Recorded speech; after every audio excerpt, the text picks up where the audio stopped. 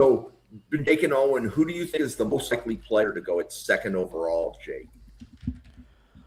Honestly, I don't know if it's just because I think it's like kind of the Jets and their kind of MO. I don't think we can rule out David Bailey. I don't. I think like you trade away Jermaine Johnson because he really hasn't really panned out, right? He hasn't become what you wanted him to, right? As a player they really liked in that draft and somehow got it at 26, I believe.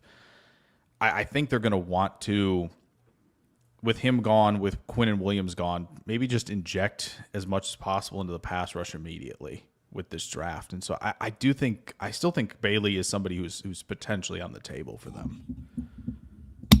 Owen, how about you? Yeah, I think especially with that trade from moving on from Johnson and then adding in a whole and adding in DeAndre Sweat makes them seem like they are trying to set up their run defense right now and then looking to improve the pass rush moving forward with probably some of Glenn's own guys. So I think a player like David Bailey, who's like the most pure pass rusher in the class, would fit that. I would say I don't know if he's the most clean fit to like what they were running in like Detroit.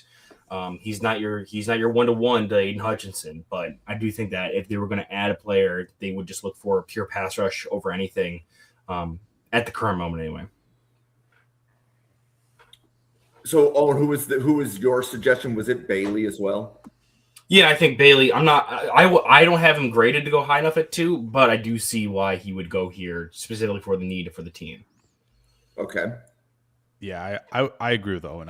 I wouldn't pick him at 2, but I kind of the way these things shake out, unless they're like super sure that unless they want Reese to play on the edge most of the time, which I personally would not want to do. I imagine they opt for probably something more premium in terms of the position they want, at least they would want to address. Okay. So we'll alternate until we get a pick. It's in the chat. Jake, what do you think the Cardinals do at 3 here? Man, what do the Cardinals do indeed? I mean, I think the top 3 options at the top there. I feel like Baines. I feel like we've gotten the mode of Baines slipping, and I feel like that's probably what's going to probably happen. I think they've been a kind of inclination towards that happening. So for me, then it's probably what Arizona would do. I mean, if they believe Mauanoa can play right tackle, I think they go that direction probably. If they want kind of more of the cornerstone player on defense who can wear a few hats for you and kind of change the game for you, I think it's Reese. Okay, you want to make one of those picks? Let's go Reese. Let's see what happens here. Okay, I'm interested to see what happens with With Reese. Well, based on your board, what do you think the Titans would do it for here? Oh, that's a great question. I personally think the Titans are set up really well moving forward after that DeAndre Sweat, Jermaine Johnson swap and all the hires they made this season. I kind of think with the wide receivers they have on their roster, none of them really prevent me from going and grabbing a guy that I have, highly graded enough to. Hold on, let me turn my gain up.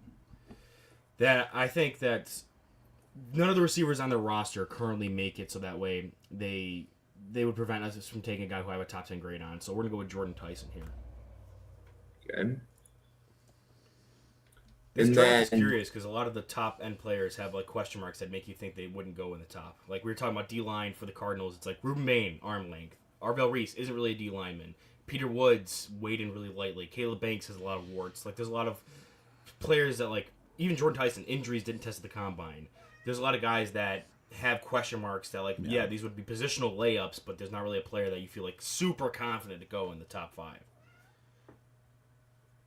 Okay, and then Jake, you are up in New York Football Giants at 5. Okay. Man. It sure would be fun to have Tate and Malik Neighbors. But I can't pass up the idea of Sonny Styles playing behind that defensive line. I simply can't do that. We have to go there. With Burns and hopefully a jump for Carter, who I think was pretty inconsistent last year. and then Lawrence up front. Like, it just feels like a guy who can just clean up coming downhill. Just really good at sifting through, all the traffic and traffic up front. And a guy who's just fantastic in coverage too. Just can erase so many windows in so many different route combinations. Like, it's just the way he can do all of that, like, just screams. That's exactly the type of second level player they just really haven't had. Okay. Oh, and you're up for Cleveland at 6. I'm really curious what you do here. Yeah, I got this idea. I'm not gonna say I came up with this on my own, but this was a topic of conversation on the Lockdown Athletic Scouting podcast this morning that I was listening to, and it is a player that I have graded high enough to go here. I mean, I have a lot of tackles up in this cluster that I could go here, but if you're looking at the Browns and you want a sure thing at left tackle, like confirmably like the guy at left tackle right now, without having to worry about a guy flipping over from right tackle or worried about him playing inside because of arm length when it comes to Fano or Maui Noah, I think they go with the surefire thing and go with Monroe Freeling at left tackle here. Okay. Jay, you're up for the Commanders.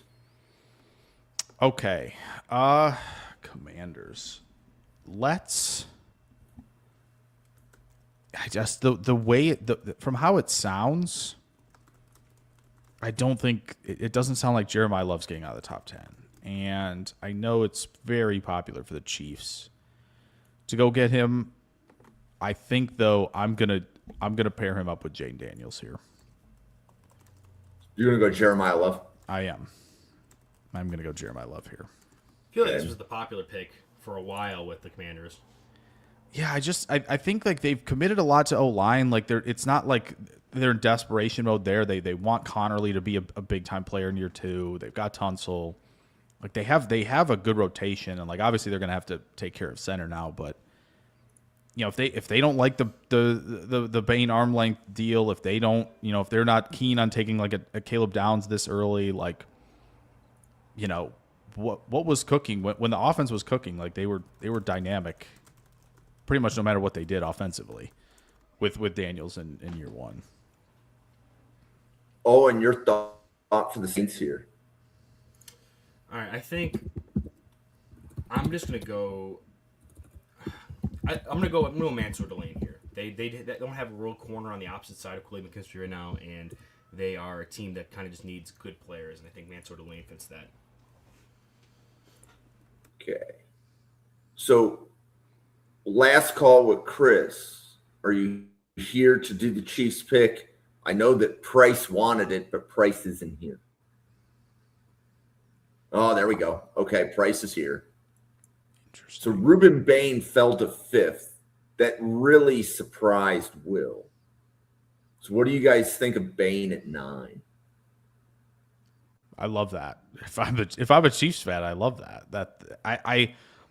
I think it feels like to me at least how we've kind of Owen and I've kind of approached this so far is more of like kind of trying to guess what teams are going to do rather than picking guys that are high on the board here. At least in my opinion, I've kind of been going that direction because I think I would have taken Bain over Bailey personally, but it does seem like that we've kind of got a good inclination of like, okay, this is how this might go. Like we might only see one receiver in the top 10. Like that really, even though Delane was a little underweight, it doesn't seem like anybody's like, oh no, I'm terrified or anything like that. So yeah, I think Bain and Chris Jones is as outrageous. That's the type of stuff that whichever side of the line, if they line up together, that should strike fear into you for sure. Okay, and then Owen, you're up for the Cincinnati Bengals. Jake, you hate that as well. What's up? Yeah. Oh, you just hate that in general? Bain is terrible. Yeah, it is. It's awful. Getting a good player. Yeah, I know. It is. It's tough. They should be drafting here. They've in a weird outlier class, they're probably going to get a really good player because teams are probably going to overthink one of them, and they'll be there at 9. Yeah, that's probably what's going to happen, unfortunately. I'm going to go with the theme here of not overthinking this pick, and I know I like some of the players at the position that this team already has, but I mean, when you have a guy like Caleb Downs still available at the board at 10, you go Caleb Downs. Like you have Jordan Battle, who I really like. You have Geno Stone, who you paid money. Dax Hill's an outside corner now. You make it work. I don't care what it is, but you make it work. So we have a new person drafting with us today. So Quicks, follow the page today. Thank you for being here. Feel free to message or pick in. Oh, and he's putting in Francis Maui Noah. So what are you guys' thoughts on Maui Noah to Miami at 11, Owen? That's a nasty right side of the offensive line with him and Sabanea right next to each other. Yeah, they've I'm gotten not a lot of Patrick Paul too, which is that's really good for them. Like he has done a really good job securing that spot. Wherever Mawanoa ends up, I think is going to be just fine. Like if he can hang a tackle, that's awesome for you. If not, like we've been talking about guys like Ioane in the teens forever. So if like he's an unbelievably good guard, like are you going to be upset if you're Miami? I don't think so. Yeah, it's another question. Jake, what do you think Dallas does? Yeah, for sure. Jake, what do you think Dallas does here at 12? Oh, Dallas, super man. I mean, they tagged Pickens, right? Yeah. We just trade him, take Tate here. We just trade him to someone else and take Tate for a lot cheaper. Or you keep all three. Well, or you keep all three, which is Insanity. wild. Actually, you know what? I think we shake it up a little. What do we say? I'm gonna take Dylan Thieneman right here for Dallas. Okay. At 12. Take him right here. I like The it. combine testing gets him that high up. I think maybe. I mean, it's the most like cliche thing ever, probably, of like Minnesota just replacing Harrison Smith with him. But like, I mean, if they have that option, I think you consider it. Dallas with the 2 firsts makes me think that they can go like rogue a little with positional value early or later, depending on what just a player they like. Like they will not shy away of like, hey, we like this guy, we'll go here. Like I don't think like that's a team with those 2 firsts, because linebacker is obviously that in the discussion as well, right? When you look at them, and both the Ohio State guys are off the board, they don't have to force the issue, but like if they're kind of passing at receiver, they don't like the edge rushers, right? If they're not keen on one of them, like a Falk or a Mesidor, and they're worried about the feet, which totally understandable. I think this is the way that that Thieneman at 12 could happen. Yep. So, Owen, this worked out pretty good that you're on the clock at 13. I think I know who you're going to take. Feel free to talk us through your logic. Well, I was going to ask Jim, do you want this to be me predicting it, or is this what I would want to do here? A little bit of both. Well, I think receiver is on the board for them to take here, especially after making that trade for McDuffie. Do it. And while there's a receiver that I think everyone has consensusly higher than this guy, I think I'm going to go with my guy who I think would fit well in the same area, be their starting slot player until he moves outside when Devontae Adams goes, and it's going to be Omar Cooper Jr. for me. My gosh. Hello. Yes. Love me some Omar Cooper Jr. Gosh, that's good Yep. stuff. And there's a reason that I'm having the podcasters make some of the picks, is so we can get some interesting picks.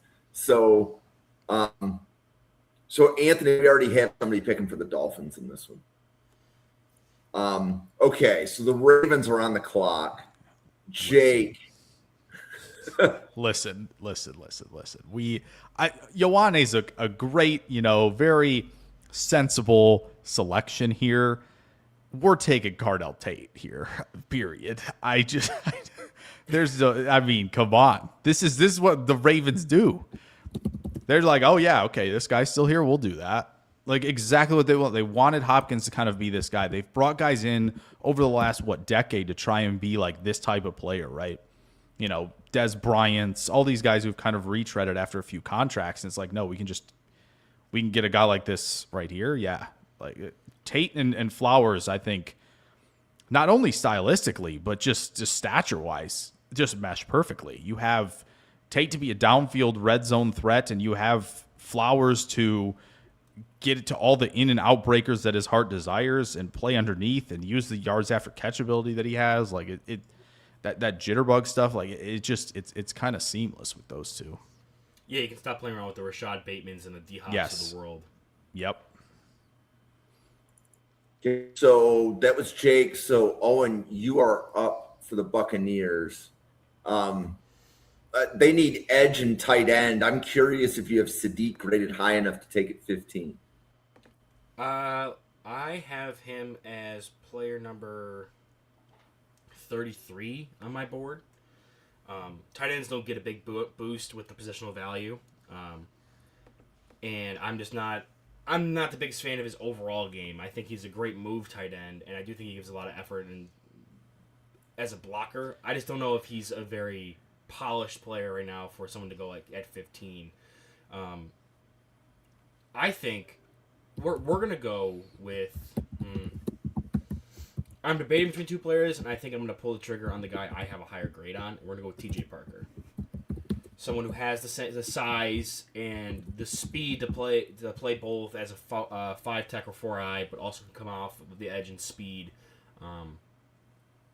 This is a rare blend of size and athleticism that I think that you can't really pass up here. Which player was that? I didn't hear you. T.J. Parker. T.J. Parker. Okay. And then the Jets are on the clock again, Jake. They took David Bailey at the top of the draft. I mean, this one,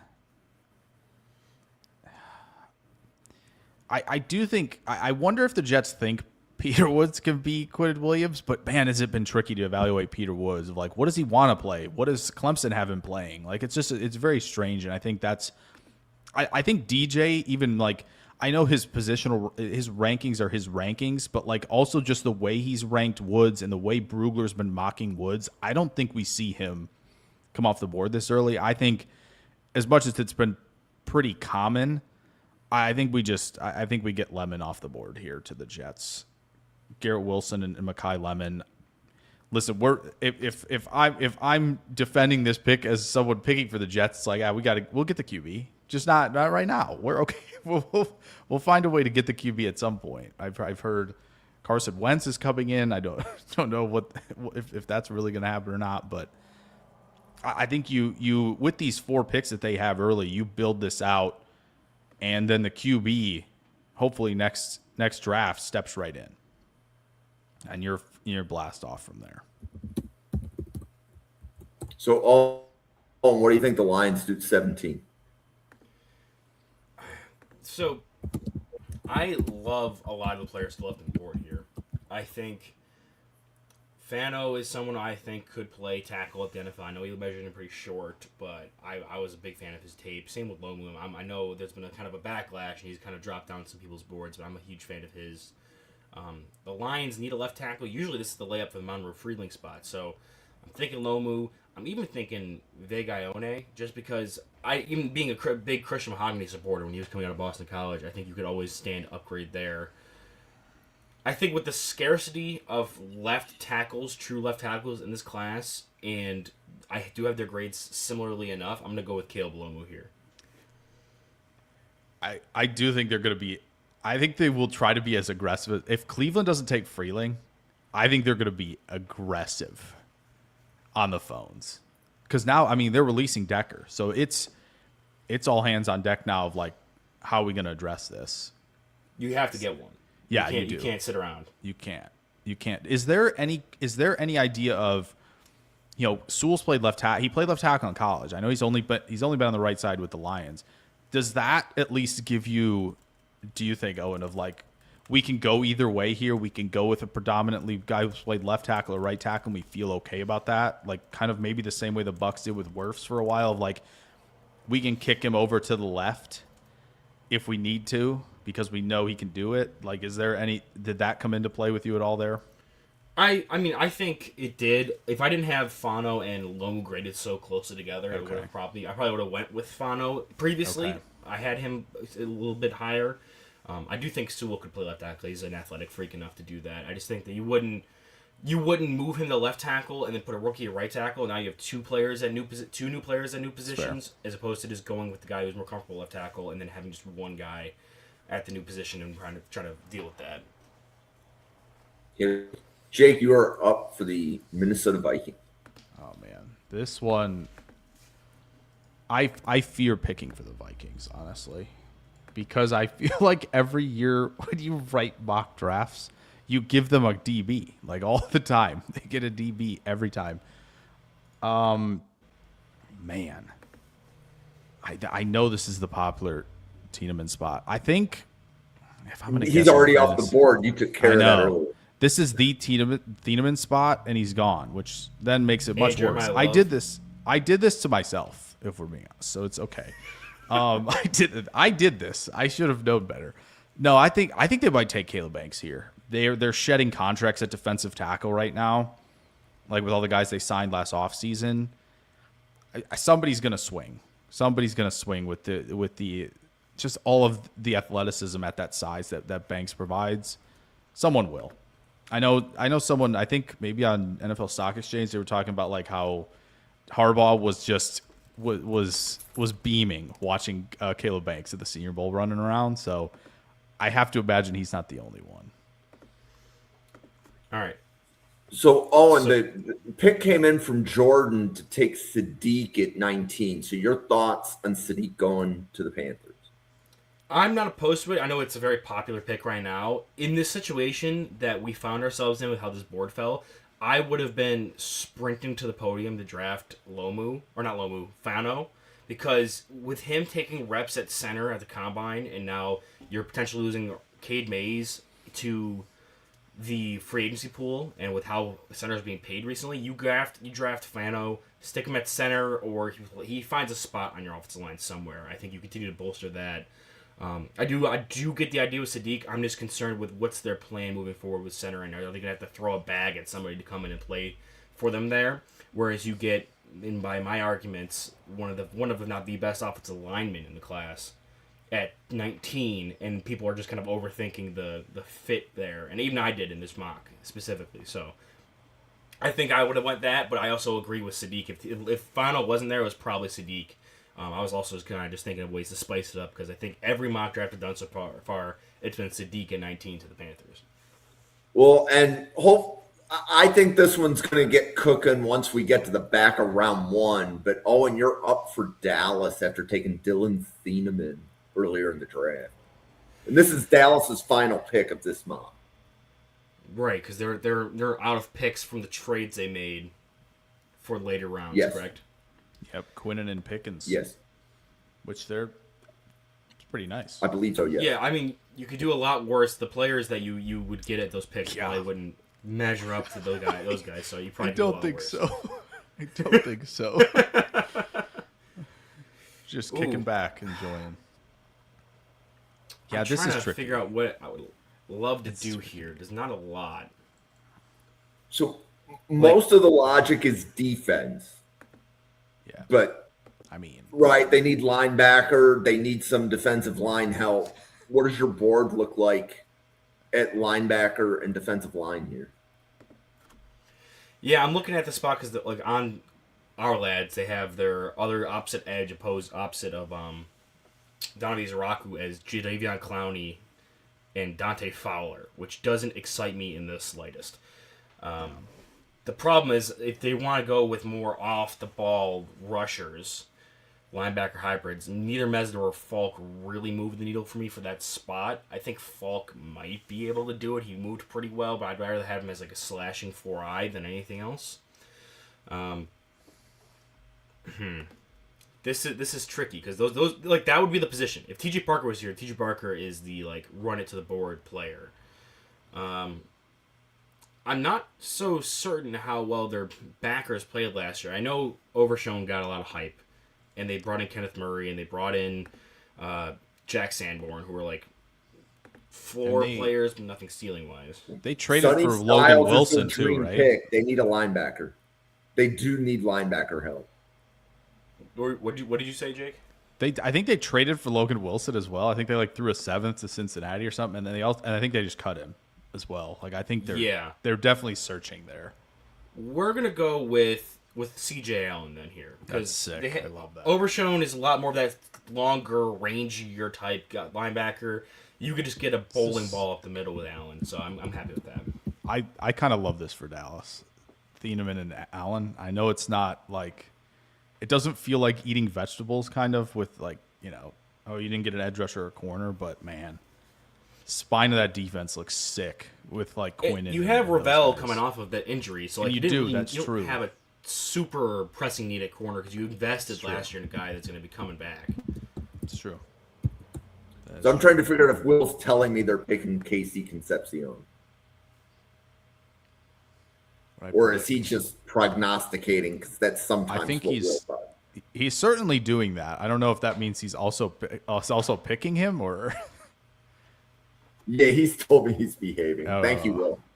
Thank you. No, Will, go rogue. Okay, so Jake, you're up for the Chargers. Oh, perfect. Ioane's here. Great. Done. No problems there. Easy. Move on. Yep. Fano would have been interesting because if they hadn't gotten Biotish of like, oh, well, maybe they could train him up to play center, right? And then he's an emergency tackle on top of it. With the injuries they've had, yes.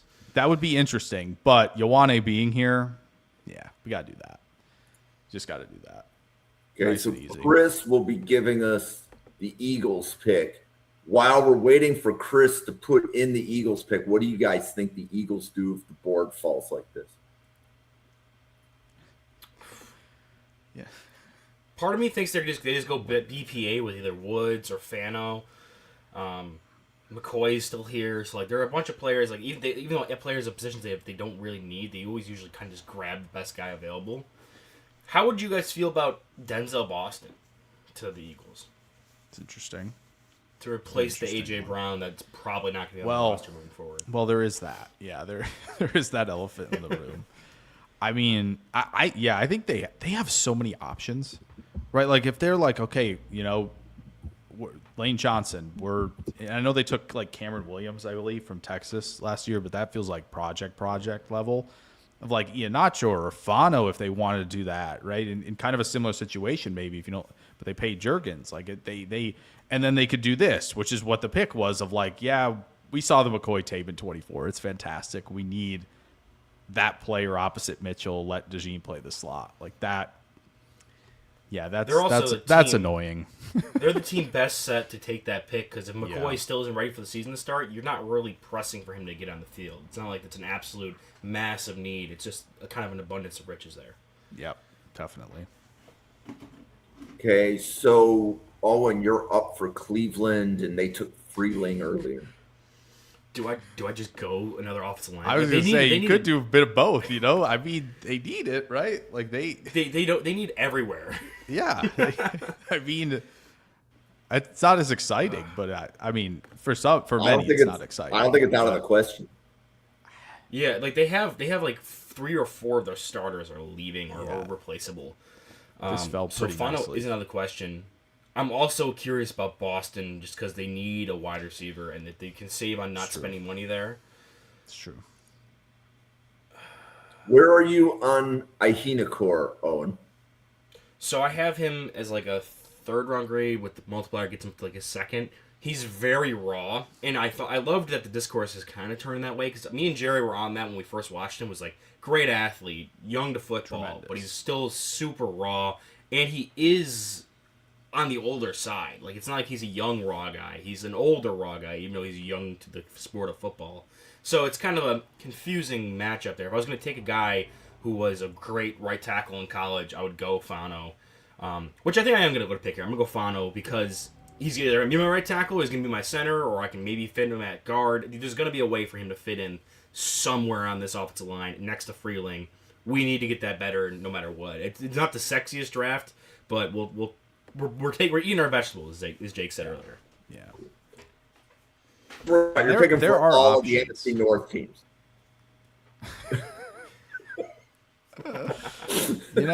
It's fine. It's no biggie, But yeah, I do like that for Cleveland. That is a really, really nice start for them. And there are options to like fill certain roles at receiver on day 2 for them. Like they will have those options. Man, yeah, I think I think they would swing. I feel like Poles has often been a how high of a recruit are you guy, and it's kind of matched up pretty well with how how the board has fallen to them at times. I do feel like they would take Peter Woods. I think that would stop right here. Like, I get it. I think McDonald would be nice for them. He's still a young player as well. Like, they could go Hunter, all that. Somebody's gonna do it eventually. Bastard. That was my pick at 26. Hey, we got that's fine. You got it. Then on the backside of this, in the second round, you got to take a few guys in front of Green Bay's pick. So Yeah, you can pay fair. me back. You can pay me back for that one. Now So that was like the layup pick there. We want to make everyone think. Yeah. It's just I did it to myself and did it to you. Now Buffalo and then Yeah. Minnesota. So I can't trade down in this simulation, so I have to figure out like what am I gonna do with this, and then what's gonna happen between now and round 3 for the Bills. I think what we're gonna do is we're gonna go. This is becoming a more popular pick. We're gonna go R. Mason Thomas from Oklahoma. it's a nice one. Get the Nick Benito for this Speed. this defense. Absolute speed. Oh boy. Okay. So, Brandon, do you want the 49ers? Like, you're Please take here. them. You can pick for a team. You just can't Please take pick them. for your Texans. Please pick for the Niners. Yeah, Jake doesn't want it. If Brandon doesn't want Please it, pick Jake, for them. I'll take- I don't I'll take- know. This is a kind of a tricky board. I mean, there is one thing that could probably just because they've done it. I think that as on the Saturdays we've gone through like their options and we took a lot of offensive linemen, and in the standstill with Trent Williams, like that's Caden Proctor's music probably. I don't think Proctor escapes the first. I would go. You want to know my personal opinion of who I think is a perfect fit for the 49ers Yeah. here? Yeah, Tiernan. that's interesting as well. That's Just interesting. the inside outside, Yeah. with the Trent Williams conversation, That's it's fair. like, okay, well, Let's do it.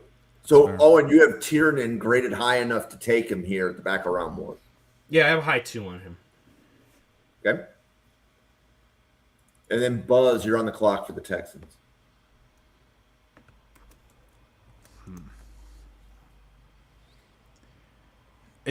Has Houston done anything other than O-line in these things? Have they gone different directions on these Friday night mocks?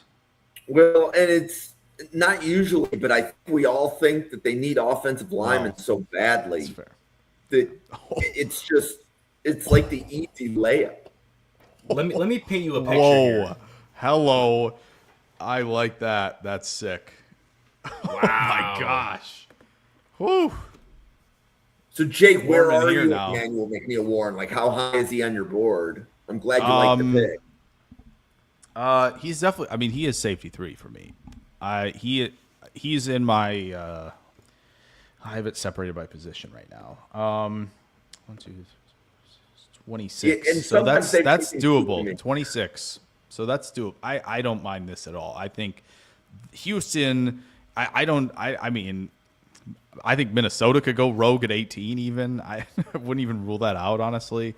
But yeah, Houston's a good spot. Denver would be a great spot too, I think, as well at 30. Yeah, not out of the question at all. The speed that he plays with, and I think I don't know if anybody's noticed this. Of like, have you seen him when he's playing? He like is fiddling with like his mouth guard, and he's like a half step late sometimes. I don't know why that is, why he's doing that, but we stop him from doing that. He's gonna be further along, and he'll be in a lot more plays and around the football and in the right gap of the run fit. I think a lot more when he stops fiddling with that. It's so strange. I don't think I've ever seen that before. So, what do you guys think of Caden McDonald? Owen, what do you think of Caden McDonald to the Chiefs at 29? You know what?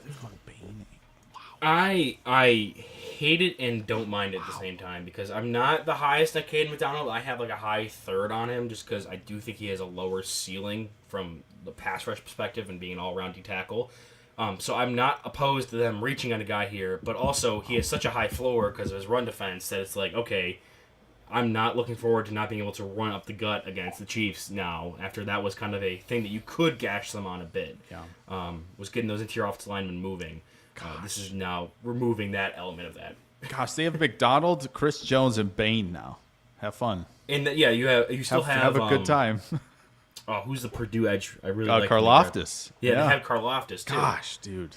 Bolton. That's not fun. Bolton running behind McDonald them- is despicable. Yeah, them boys gonna be hitting. That's you're not gonna have fun running the football. That's for sure. No. You are not gonna have a good time. So, Jake, thoughts on Jennings Dunker going at 30 to the Denver Broncos? That's interesting. He to me, I think, is just he's maybe a little stiffer than I would have liked, and I don't know if those first few steps when he's pulling he's not gaining a ton of ground, but when he finally gets that second gear on stuff like that, he gets to those spots. I think obviously the power is just outrageous. So a Sean Payton line that's got a guy like that, like a Dunker who's just wants to bury everybody he sees, is certainly fun. Like I know Jari Evans used to do a lot of that back in the day for the Saints. It's just like he would just bury guys, and I think Dunker has that want to do the same thing.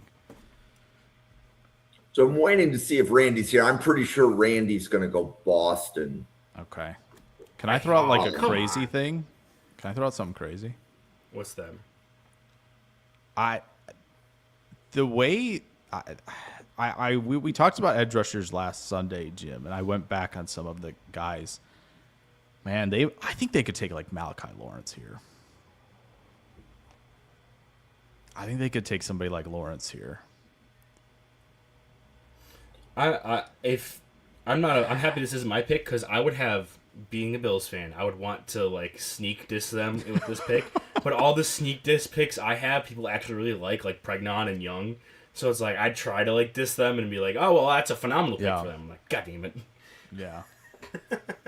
So Yeah. my conversations with Randy specifically, like he says that Cassius Howell is better for defense fault. If they were going to go, Randy saying they would be more likely to go Howell, but Randy really likes Boston. So Yeah. I'm going to go Boston. Okay. So that if back haven't completely draft.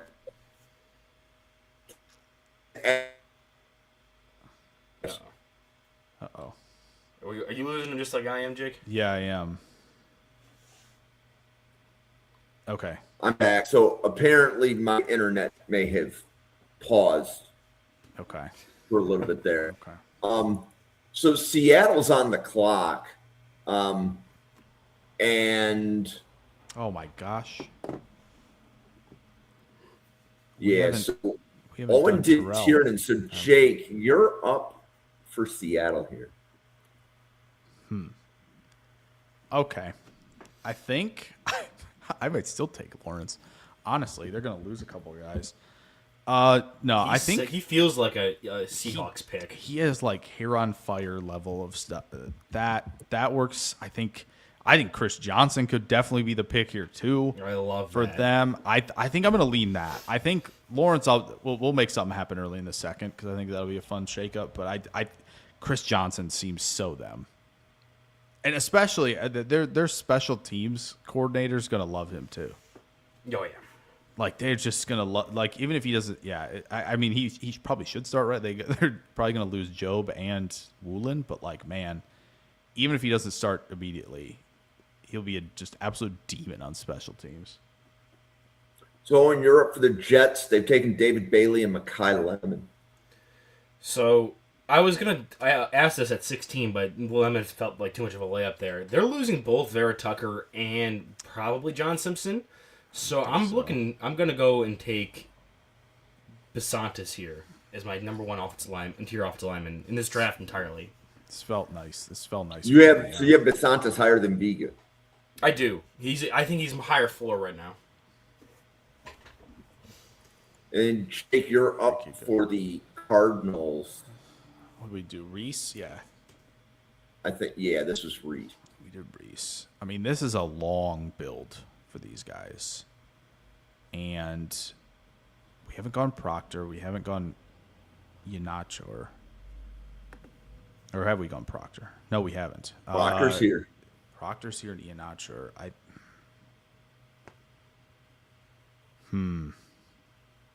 Let's go with Proctor. Let's go with Proctor. Little younger, I'm down with that. little younger player.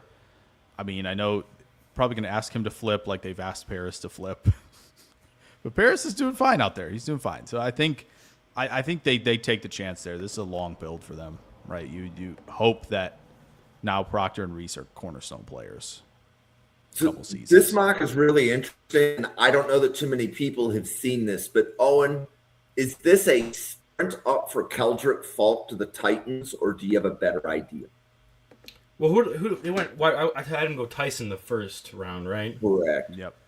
Falk would be my run to the podium player right here. Like they had a Jermaine Johnson who's gonna be more of that down lineman thing, and I was already kind of waffling on whether or not I wanted Falk to be that off ball guy, but I think with how multiple those solid fronts are and how wide their linemen can be while still having hand in the dirt, I think Falk could fit that pretty well.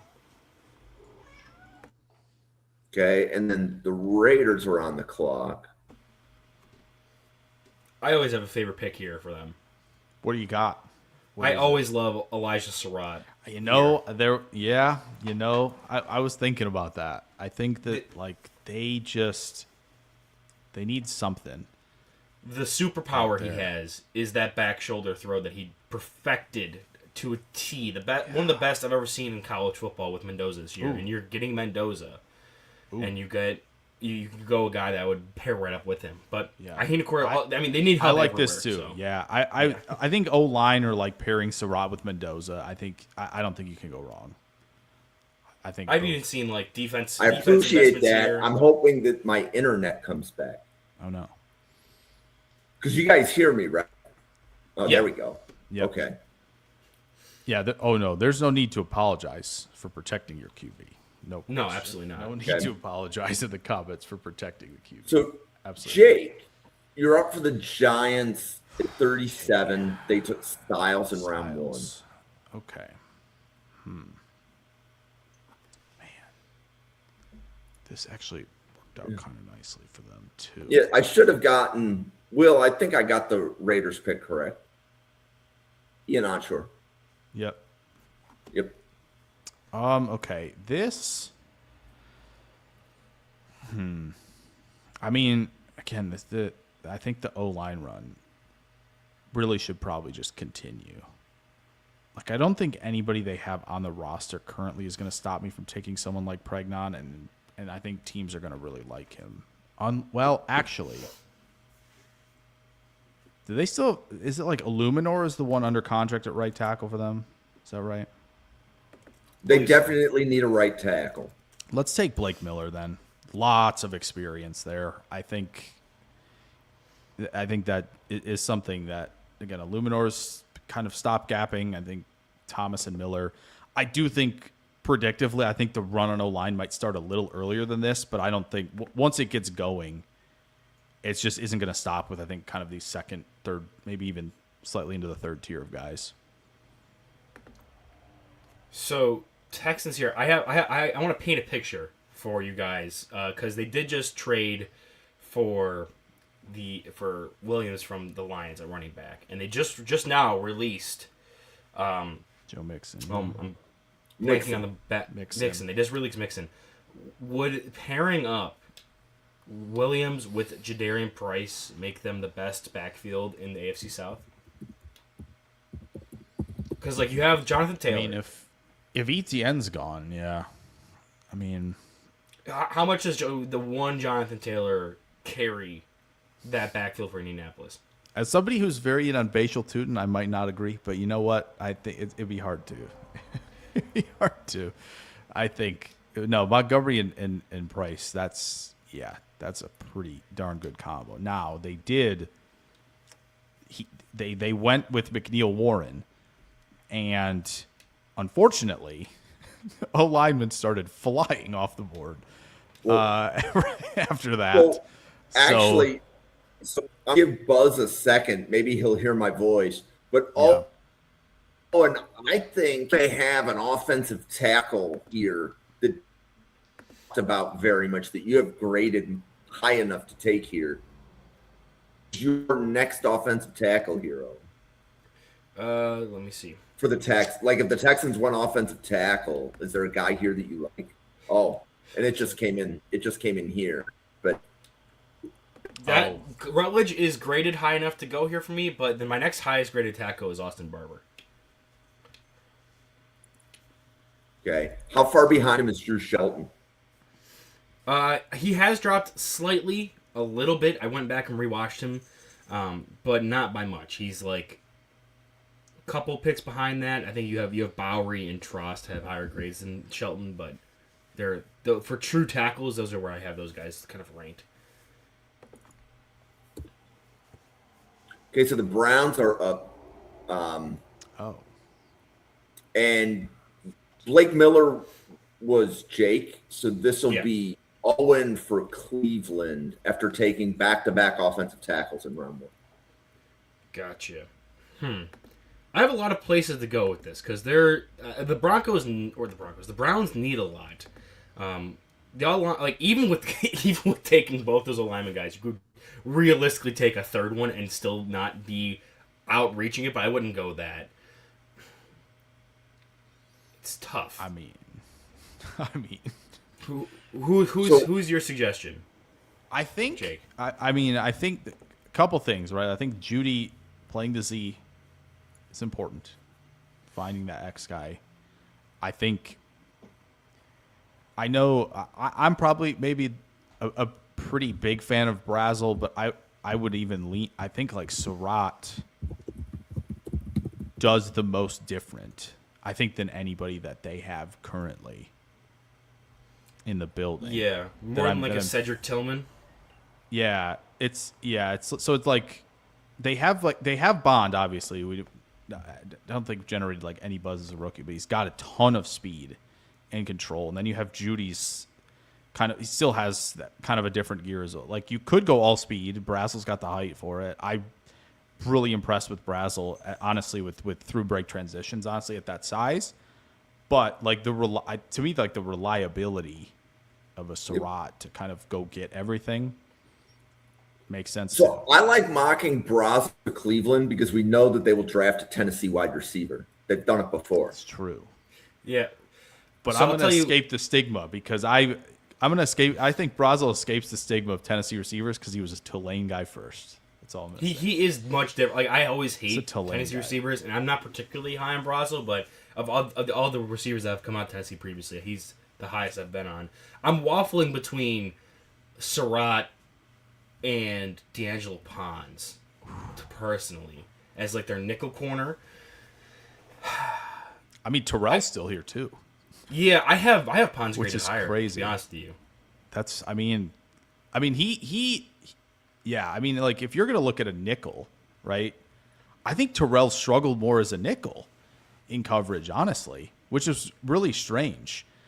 And I know Pons hasn't really played in there, but like he hasn't really struggled to cover many guys other than when Jeremiah Smith kind of runs him over. Yeah. So,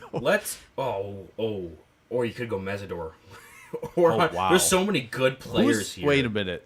They still have the current structure in place, right? Did they fire their GM? They still have Barry in there, right? Yeah, they do. Yep. Okay, who's the youngest player they got on the board right now?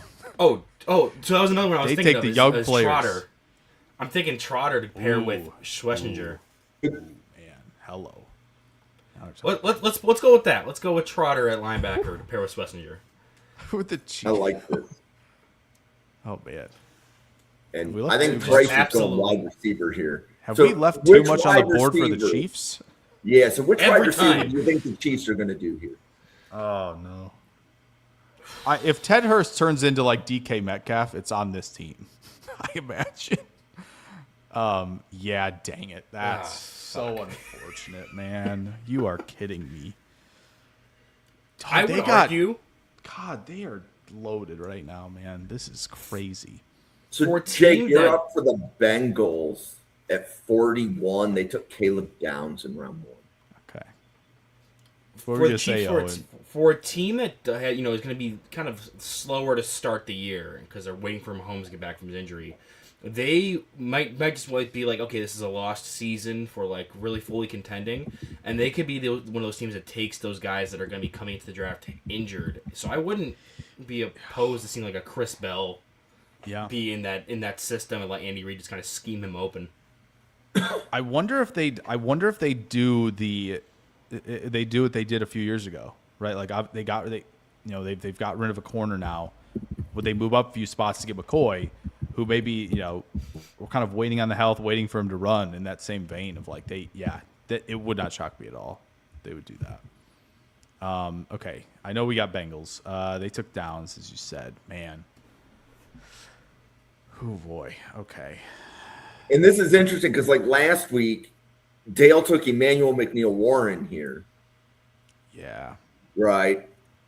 After Newt took Peter Woods round 1. So, Interesting. Mesidor is clearly the best player that's left on my board at the moment. Messidor's really good. As long as the feet are good to go. As long as we're not like in serious trouble there. Yeah, I think we go there. I think I don't imagine Mesidor lasts too long into day 2. Let's do that. Let's take Mesidor. Gonna lose Hendrickson. I'm not sold on Stewart too much. I'm definitely not sold on Miles Murphy, right? Like Osai's kind of the guy that they've brought in for a long time as DPR. Like, do they really have that dude at the moment? Yeah, Shamar Stewart's still undercooked beyond belief. So it's like, Yeah, they've been in the oven at 400 right now. okay. Saints took Delane in round 1. Oh, doing round 2 here. yeah, I'm looking Is it for wide receiver? That's exactly where I was looking at Jim. I'm just trying to cover my bases, looking at their depth chart, make sure there's anything I'm like clearly overlooking. They do just need good players. Yeah, so Drew Collins, a draft professor who also covers the Saints, he likes edge, wide receiver, running back. Do you have a running back that's high enough to take 22? Probably Jonah Coleman, but like I'm not excited about that pick, if I'm being honest with you. Got it. I know that those are like the needy positions, but you never hurt adding O-line, especially on a team that's just bad. Like, is Pregnon still there? Or no? I think so. Yeah. Yeah. But you don't have him graded high enough to take here, do I you? don't. I have him 3rd round.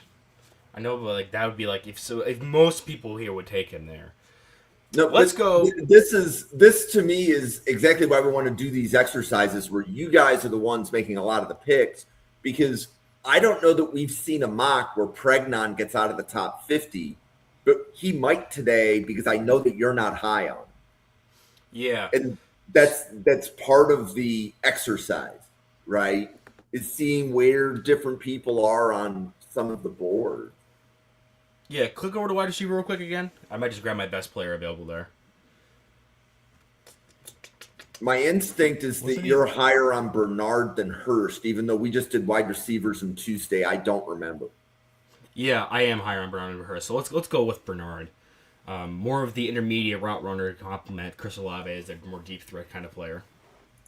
See, and again, like Quicks, he hasn't seen Pregnon drop to 43, but one of the things that we try to do at Draft Professor show, look, boards are going to be very different. And we did a podcast last Saturday. It was a really good show. And one of the things that we talked about are players that different draft professors were higher or lower on. And there are a number of people that are lower on Pregnon than consensus. Like Owen's not on an island by himself. Kind of thing. Yeah, I don't even think I'm that low on him. I'm mid round 3. It was just that like randomly he started getting mocked in the first, and I was like, "What the hell is happening?" I think I might know why.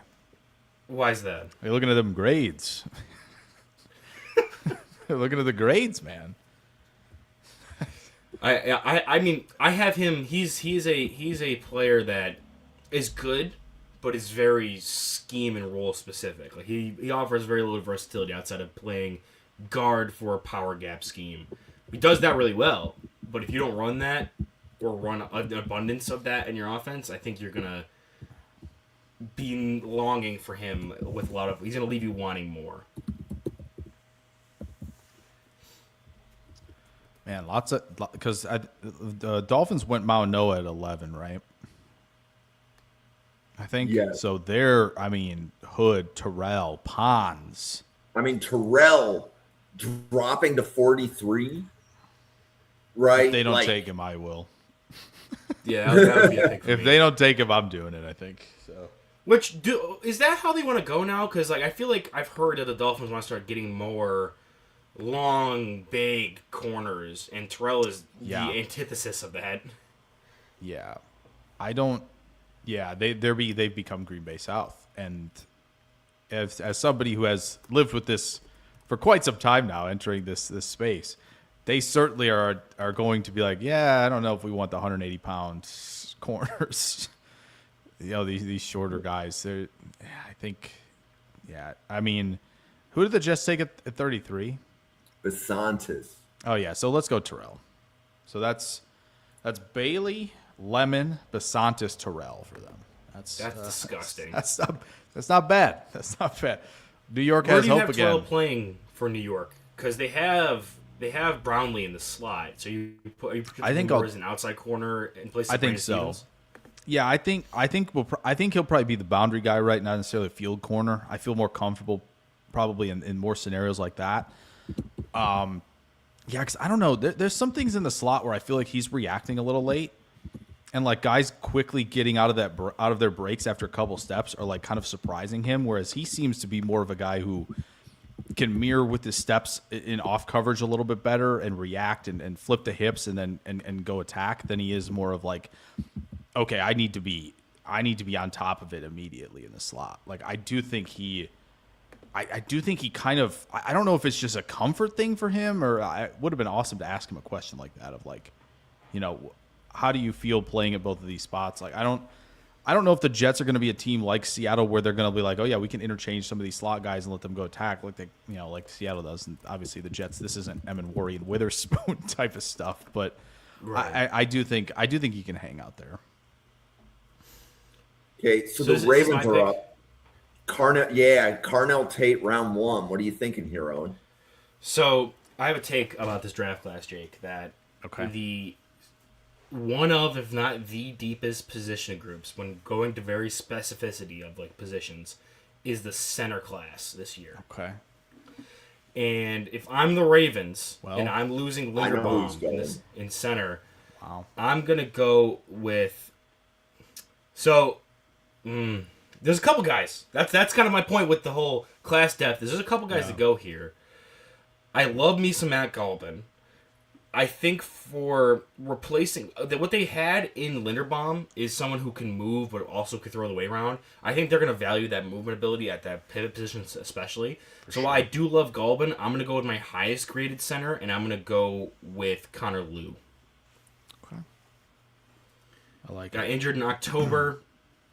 Should be back by the start of the season. Torn ACL in October. Should be back by September, ready to go. So I do think that you're dodging a bullet, not paying Linderbaum $25 million and getting Connor Liu to come in and probably a guy that should have gone higher than this if he wasn't hurt.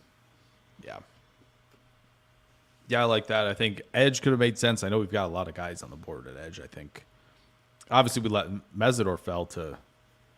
Yeah, there's an to- abundance of that yeah, position. There really is, and I think if somebody's got to start the center run, somebody's going to, right? Somebody will. I don't know who it's going to end up being, but the team that lost Linderbaum starting it, I mean, wouldn't be shocking at all. It's quickly becoming a super high value position with the contracts and the need. Like there's so many teams right now that need centers, and that is driving up the prices. Like Linderbaum's gonna get 25, McGovern's probably gonna get north of 20. I'm surprised. I was surprised Biodesh only got 10 per. Yeah, that is surprising. That is. Yeah, and I Cade think Mays is probably gonna be a $15 million per year player, which I it's kinda loved him wild. coming out of Tennessee, but like I did not see that in his future. yeah, the who did it was it Robert Hunt in Carolina? That really just like sent us Yeah. into the stratosphere. When they gave In him terms 20 of- per, it was like, It's yeah, like, oh my gosh, here we go. Like this is yeah, we're gonna get outrageous. And it's like, I mean, if you're smart with your money, like obviously protect the QB, very, very important. Yeah, at one point this I is assigned tricky. Will teams, and I didn't know that Will was staying, so he never actually got to pick for anybody. Oh, who did we the Bucks went- go in the first round? Parker, TJ? right? TJ Parker. Yeah, I went Parker for them. And you can see who Tampa Man. Bay typically selects in mocks. It's Man. edge and linebacker right at the top of their board. Jacob Rodriguez still here for them. My goodness. Ooh. Yeah, I mean, there's some good players dropping. Like, he might get out of the top 50. Yeah. Like, there's Ab on your board, Owen. I have Abney. I know we did our corner episode this past Wednesday. I have him relatively high. He's a top 5 corner for me on the outside, specifically. So I think he could go in the second round range. I'm more of a higher round 3 grade, but I do think he could be in the second round range. Okay. And then I'm looking to see, Oh, Anthony Hill then? Looks like where we're going. is that what we'll put in? Yep. Yeah. Yep, Anthony Hill. Yep, there you go. Dang, that was gonna. I Thoughts was on that gonna. pick, Jake? Dang, I would. I think he's got some work to do personally, athleticism wise. It's there. I don't know. Sometimes when he's approaching contact as a tackler, I'm not overly thrilled with the results, and so I think like that's kind of my biggest concern. But again, athleticism, size, all of that's really impressive. That's why I feel like he's in play for Green Bay. 52 of like just another kind of version of Quay Walker of like, okay, we gotta kind of get the development process going with a player like that. Yeah. So if he was on the board for Indy, because they're up Yeah. next, and they're usually a popular spot for Gold Day, do you think him or Gold Day would be the pick for Indy if they were both on the board at the same time? For Indy, that's a great question. I mean, it's Ballard, so Gold Day's slightly bigger, right? So I guess technically Gold Day, but like that is a tricky eval. Dude's playing overhang out there. Very, very wild stuff. But like, I mean, that's a lot of different responsibilities. So So Will thinks it would be Rodriguez over Golday and Hill for Indy. Owen, do you want to do Indianapolis here? could be their. They need a linebacker. Oh, I guess it's technically Yeah. me, isn't it? Because he took. Yeah, 'cause no, it's Owen took Jake. Lou, so we can do that. I'm good with going Rodriguez. Okay. Could be kind of that side of the ball's version of Josh Downs, where it's like, hey, he's a little smaller than we like the position usually, but he's just too darn good. There we go. Okay, so replacing Owen in what, maybe about an hour. They need corner and they need wide receiver. Those are Options. the two favorite, but they also could use a defensive tackle. And I think this Yeah. is a defensive tackle rich board here. Right? Because Lee Hunt, well, Owen, you're not as high on Lee. It was Newt that was lower than you, though, right? On Hunt. I believe so. I have a couple D tackles on the board here higher than Lee Hunter, which I think we're gonna go with one here. I think we're gonna stay in house with Kristen Miller in Georgia. If you want a guy who has size but has some more higher upside than a Lee Hunter when it comes to like pass rush, but still can anchor and has some space eating ability to him, I think Miller is the guy that can fit that role. Especially because I think for the Falcons they have some dudes on the D line. No one elite or anything. Like they have Anya Meta, they have Ruka Rohoro at nose tackle. Like there's some positions that can be filled. I think Miller can fill multiple spots, whereas Hunter is exclusively kind of like nose tackle solo alone. Okay, so the Vikings are up. We just got to finish. We just got to And they took- finish. Sometimes took that's all. Caleb We Bang. get that done. We're good. We get that done, we're good shape. So, Sorry. Jake, they took Caleb Banks round 1. What do you think the Vikings would do with this board here in round 2? Yeah, it's gonna be. Do you have a running back We'll high see. enough here, Jake? I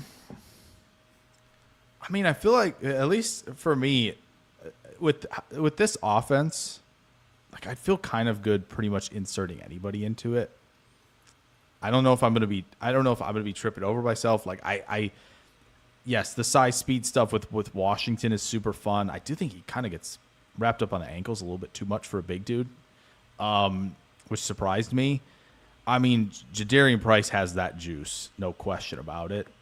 And like, I think I don't know. I feel like all three of these guys at the top here navigate muddied spaces well at times. And I think it's just a little more inconsistent, but like I feel like let's go Jadarian Price. Let's mix it up. Let's add some speed there. Good. Oh, and you're up for Detroit in round 1. They took Lomu. Yeah, I'm thinking between running back and edge here. And to be honest with you, the running back board is way weaker than the edge board at the moment. Do the Lions have a third-round pick? No, this is their last pick on day 2. Wow. Damn, that makes it a lot more difficult then. Because I was going to go Coleman to kind of replace that power, the Knuckles and the Sonic and Knuckles tandem. But if they don't have another pick after that, do I trust Marcus Davenport to be edge across from Aiden Hutchinson enough to wait till the 4th round to grab an edge? Probably not. Ooh, That would also be weird having 2 running backs on a team, one drafted in round 1, one drafted in round 2. Is that the right use of roster construction? I mean, they did the Lions did a couple years ago go running back, linebacker, safety, tight end with their first 4 picks. So like, I don't know if I'm not sure they care. I don't know if they're just kind of like, I think they just kind of go to the beat of their own drum, which has worked, no question about it, to this point. Yeah, But, yeah, I think I'm gonna go because they edges. have a nose tackle. You don't have to worry about Lee Hunter here. I think I'm gonna go with the best possible edge left Got on a that couple of board. Yeah, we're gonna go with Cassius Howell, edge for the Lions.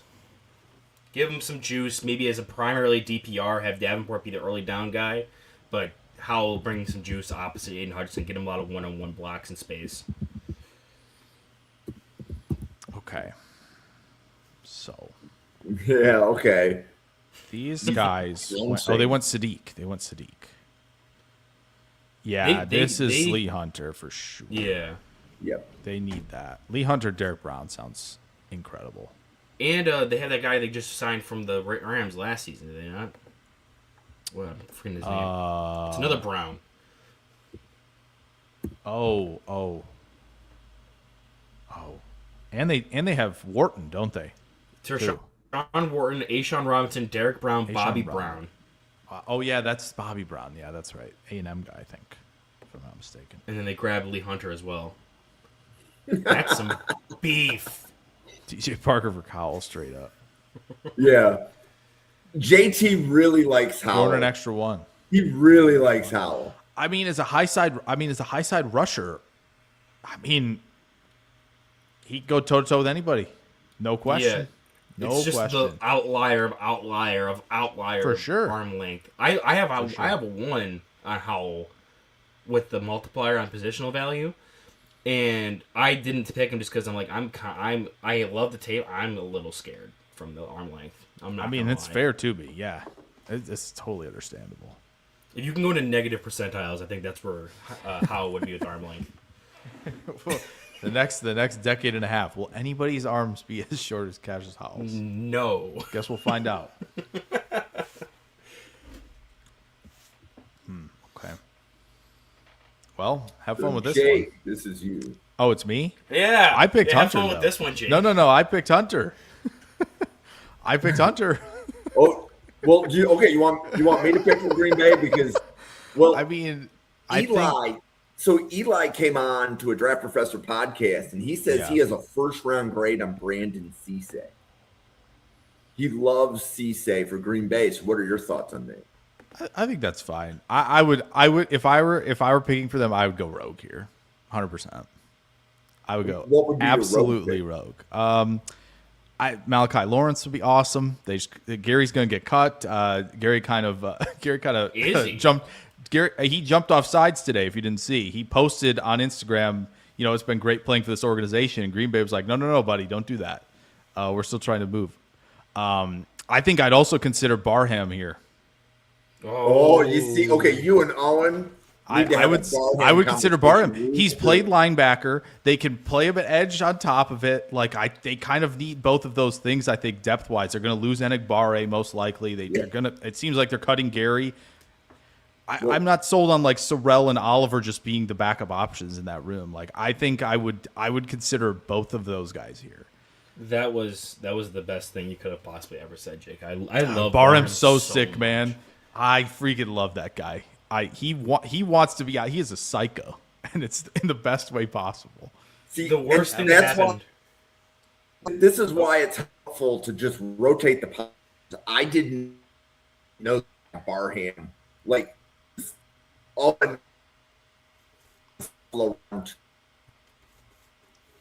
right. What Jim's trying to say, because he's breaking up a bit, is that it's great to rotate the podcasts around because I don't think he knew how high you were on Barham, Jake, and I've had him as a round 2 player for a while now.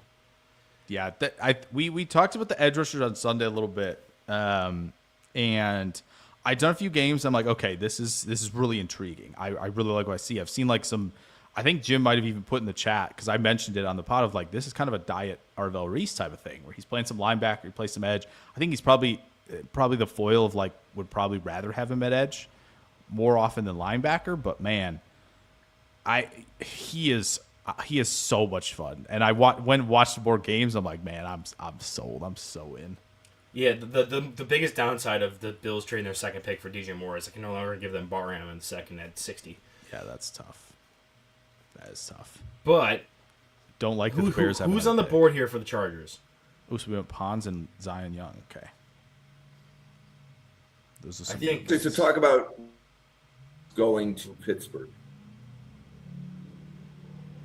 Yeah, I mean, he's awesome. I actually did a video on him recently, and it's fun to go even back to 24 of him jumping from James Madison to the Big Ten and all right, you're going to take on all these guys, and it's okay, he played pretty well against Jeremiah Smith. It was, and I think he made, to me, as somebody who has watched Denzel Boston, I forgot how he pretty much erased him, and Boston did have great a couple contested catches. Boston did have great footwork off the line of scrimmage, in all that game. It looked pretty poor, honestly. But he just, even trying to win down the field, Pons just shut him down. And that is the kind of stuff where he's okay, he's going and in the playoff and even I guess in October too, he doesn't let Sadiq move him around either. He's right in the hip pocket. He's disrupting the route on Sadiq as well. He is in his face, and that gets you really excited about a player like that. He is not afraid of guys who are way bigger than him at all. I'm not opposed to him trying to be an outside corner. Me either. Just try it because he tackles well enough. Him fitting the run against Miami in the title game, getting out of my seat. I'm this guy. I was worried. I was okay, he's got a pretty good missed tackle rate, right? It looks good on paper, and I'm okay, is he just kind of avoiding tackles more often? No, man. He gave. The 3 tackles he had at and around the line of scrimmage against Miami's running back, whose name is escaping me at the moment. That gets you all the way back in. Just he's outstanding, truly. Yeah. Jim, are we waiting on a Chargers drafter or what? No, I was waiting for you guys to be done talking. Oh. All good. We're going off on Barham and Pons tangents now. Well, is this a Barham landing spot? That's right? exactly what I was going to say. Chargers need an edge. Is They that need what you an want? edge. Michigan Garrett boy. Moore, Honestly, Jason Barham. I actually was thinking about him next, but I'm fine with this as well. I think you could do it either way, right? Because they got Ioane. So Yeah, so they're looking, man. I have Barham graded higher than Moore. I'm not gonna lie. So wait, who's the DC now? It's not Minter anymore, right? No, it's not. So, Hold on. gosh, I forget who it is because if you're gonna let Barham wear a few different hats, you want to be in the defense. And I know that more defenses are now adopting the sim pressures in, right? And so they're letting him kind of, hey, you've got this fifth rusher over the center type of thing, and we can do that. So that kind of opens the door for more teams at least. So the DC for the Chargers is the Western Michigan former DC, which may mean that they would want a Namde Tucker eventually in this draft. Is there a DT then? They also Or need a safety? defensive tackle, and there's a couple of good ones here. Oh, Dominique Orange, print That seal it, sounds go pretty good. done. Sounds pretty good. Okay. I think Campaneel's going to want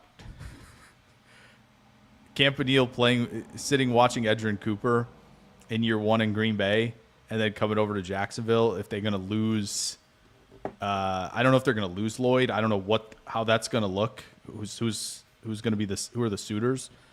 But like, if he wants a Barham to be his like Edge Cooper, I could definitely see Campanile pounding the table for that.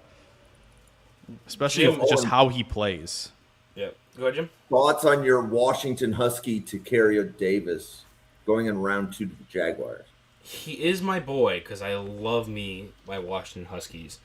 I'm not gonna lie, I have a 4th round grade on him. I think he's a guy that he's a good athlete and obviously was their number 1 corner this past year. Even though they had another good corner in Ephesians Prysock next to him, he was a lot more well balanced than Prysock is, where he could read and react in zone and break on balls and had a lot of good ball production from doing that specifically. And while being a long and lean guy, he can still run with you in man. His ball skills in man aren't as refined yet, and he has some issues with technique there, especially with some more hip stiffness and being able to change direction.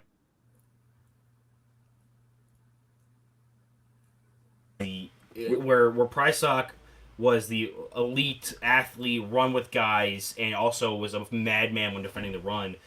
Davis was kind of the opposite, where he was a lot more comfortable in zone, and then he was kind of allergic to the run defense and tackling closer to the line of scrimmage. So, like, for me, he's a non-perfect player. I think he has a lot of traits that you really do like, and I think having him as good in zone already as he is maybe gets him drafted a little bit higher than I already have him. But the fact that he just isn't a wanting run defender, and the fact that he is that physical profile but isn't the most dominant man coverage player makes me kind of put a little pause on it.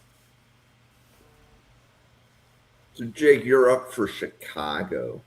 So we took Peter Woods. Correct. And they need edge. This is a pretty good edge board. Yeah, this stinks. I hate this. I'm gonna go. I think I go Lawrence. I think there's enough size there. I think he counters pretty darn well for an edge rusher. He can get to the bull rush if he wants to, but he doesn't have to. He can play. He plays the finesse game really, really well. And he destroyed guys in the Big 12. Baylor, check that box, destroyed them. BYU, really impressive. And I know it's maybe not. You would love to see him do it in the SEC, but at least UCF is doing it. They're in the Big 12, so you're getting at least decent matchups week to week. Yeah, I'm impressed. I would really not like this though. So San Francisco's up. You gave him Tiernan in round 1. So, Owen, this is you.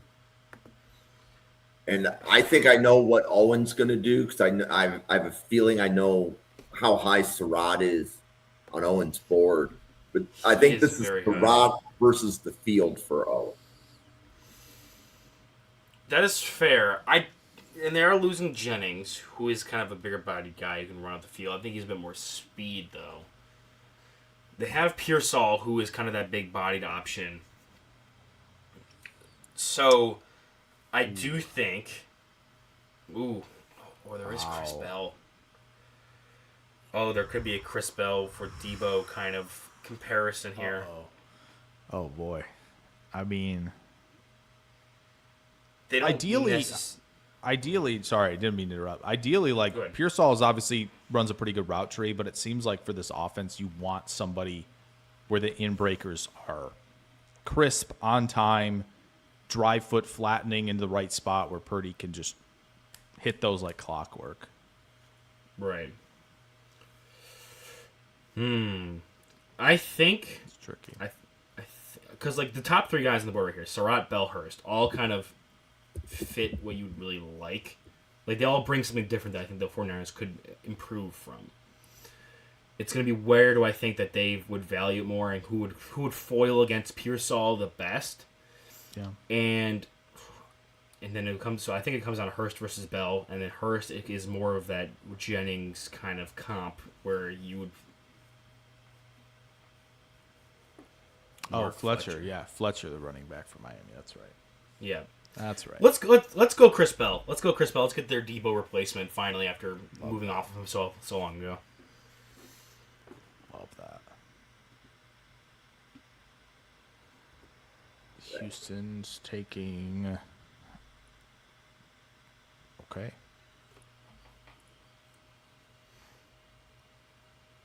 So, Jake, where are you on Daquan Wright? Yeah, I think my tight end rankings probably look a lot different than the consensus. I'll be honest, because I don't like if you're only a receiver, you're just getting docked a bunch of points on my scale. Like, buddy, you gotta be a really good receiver to make me take a slot receiver off the field for you. Like, you gotta be Brock Bowers good, I think, or like Travis Kelce. I know every coverage and every spot to be and where to be on time, and also have this like dancing bear ballerina ability to pretty much escape any tackle. Like, I think that's kind of the issue. And I know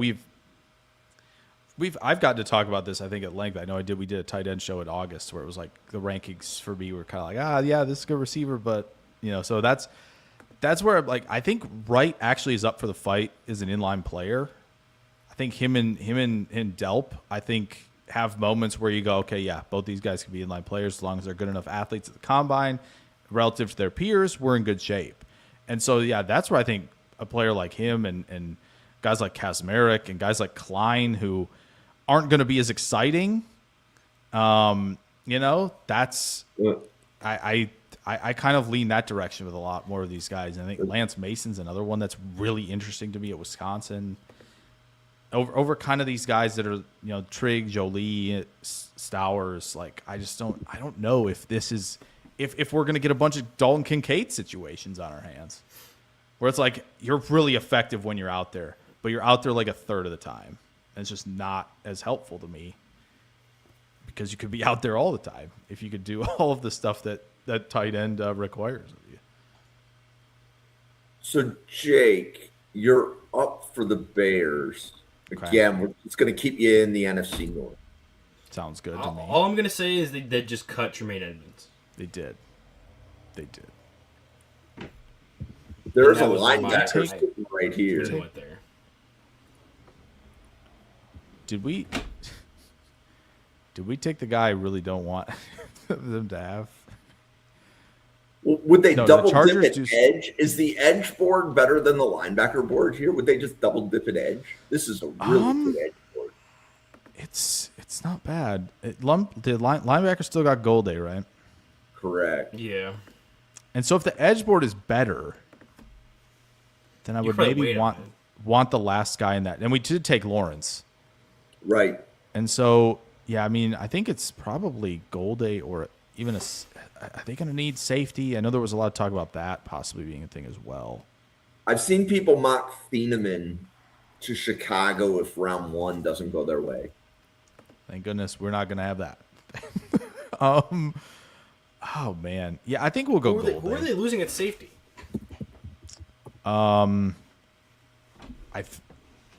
Is Brisker not a free agent this year?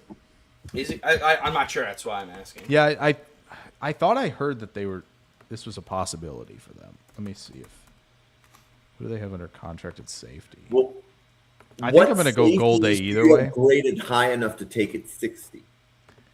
At 60. Well, you know mine, Jim. At 60.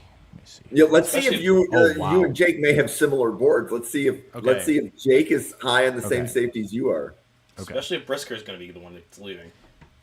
Their safeties under contract in 26 are Gervarius Owens and Dominique Hampton. It's not great. That's not ideal.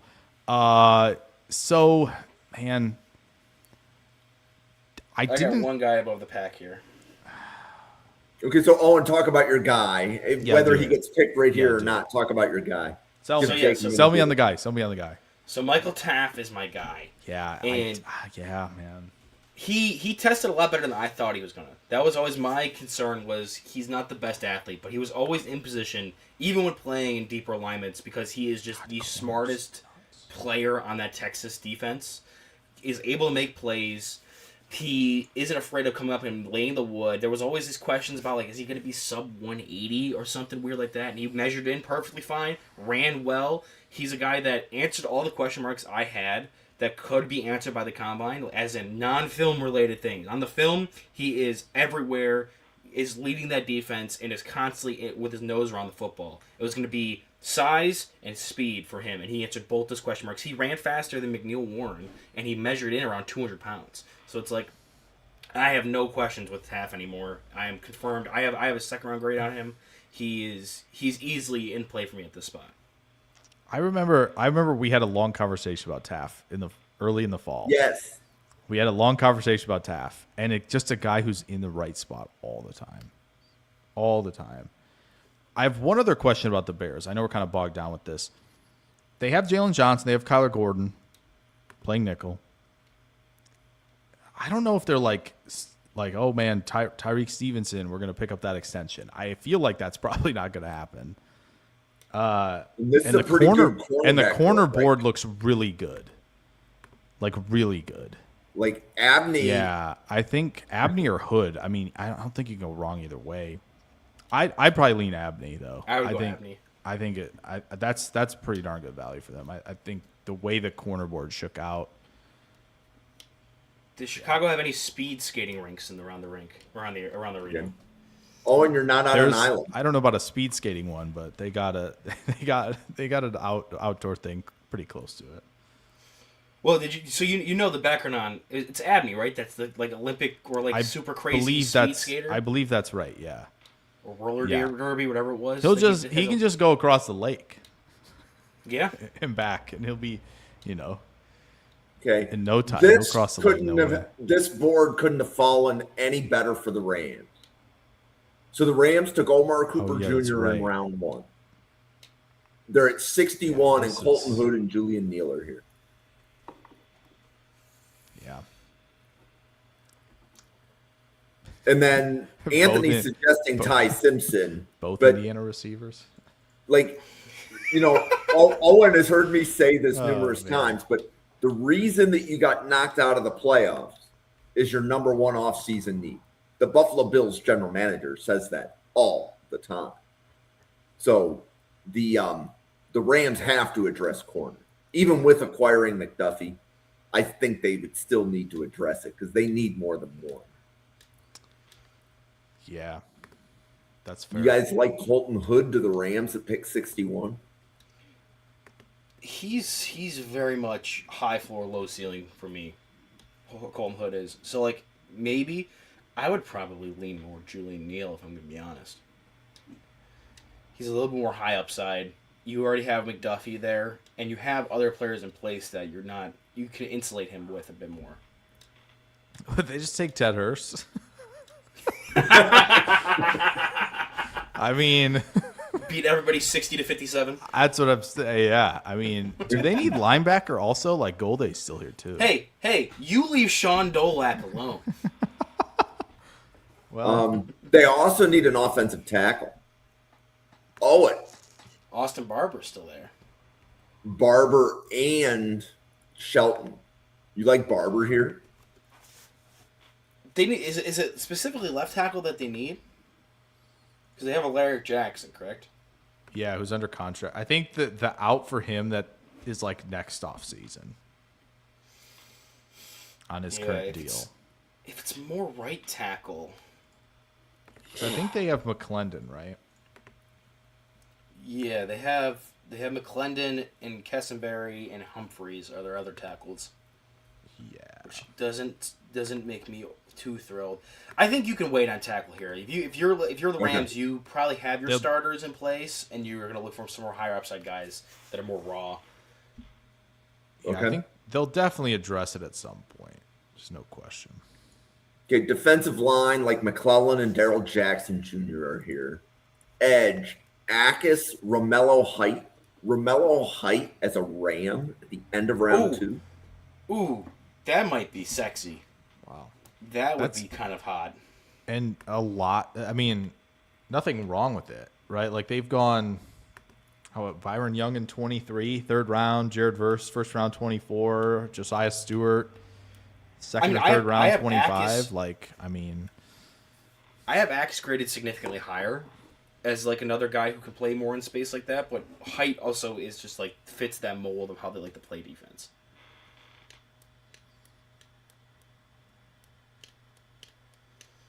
yeah. I Jake, mean, where's Height on your board?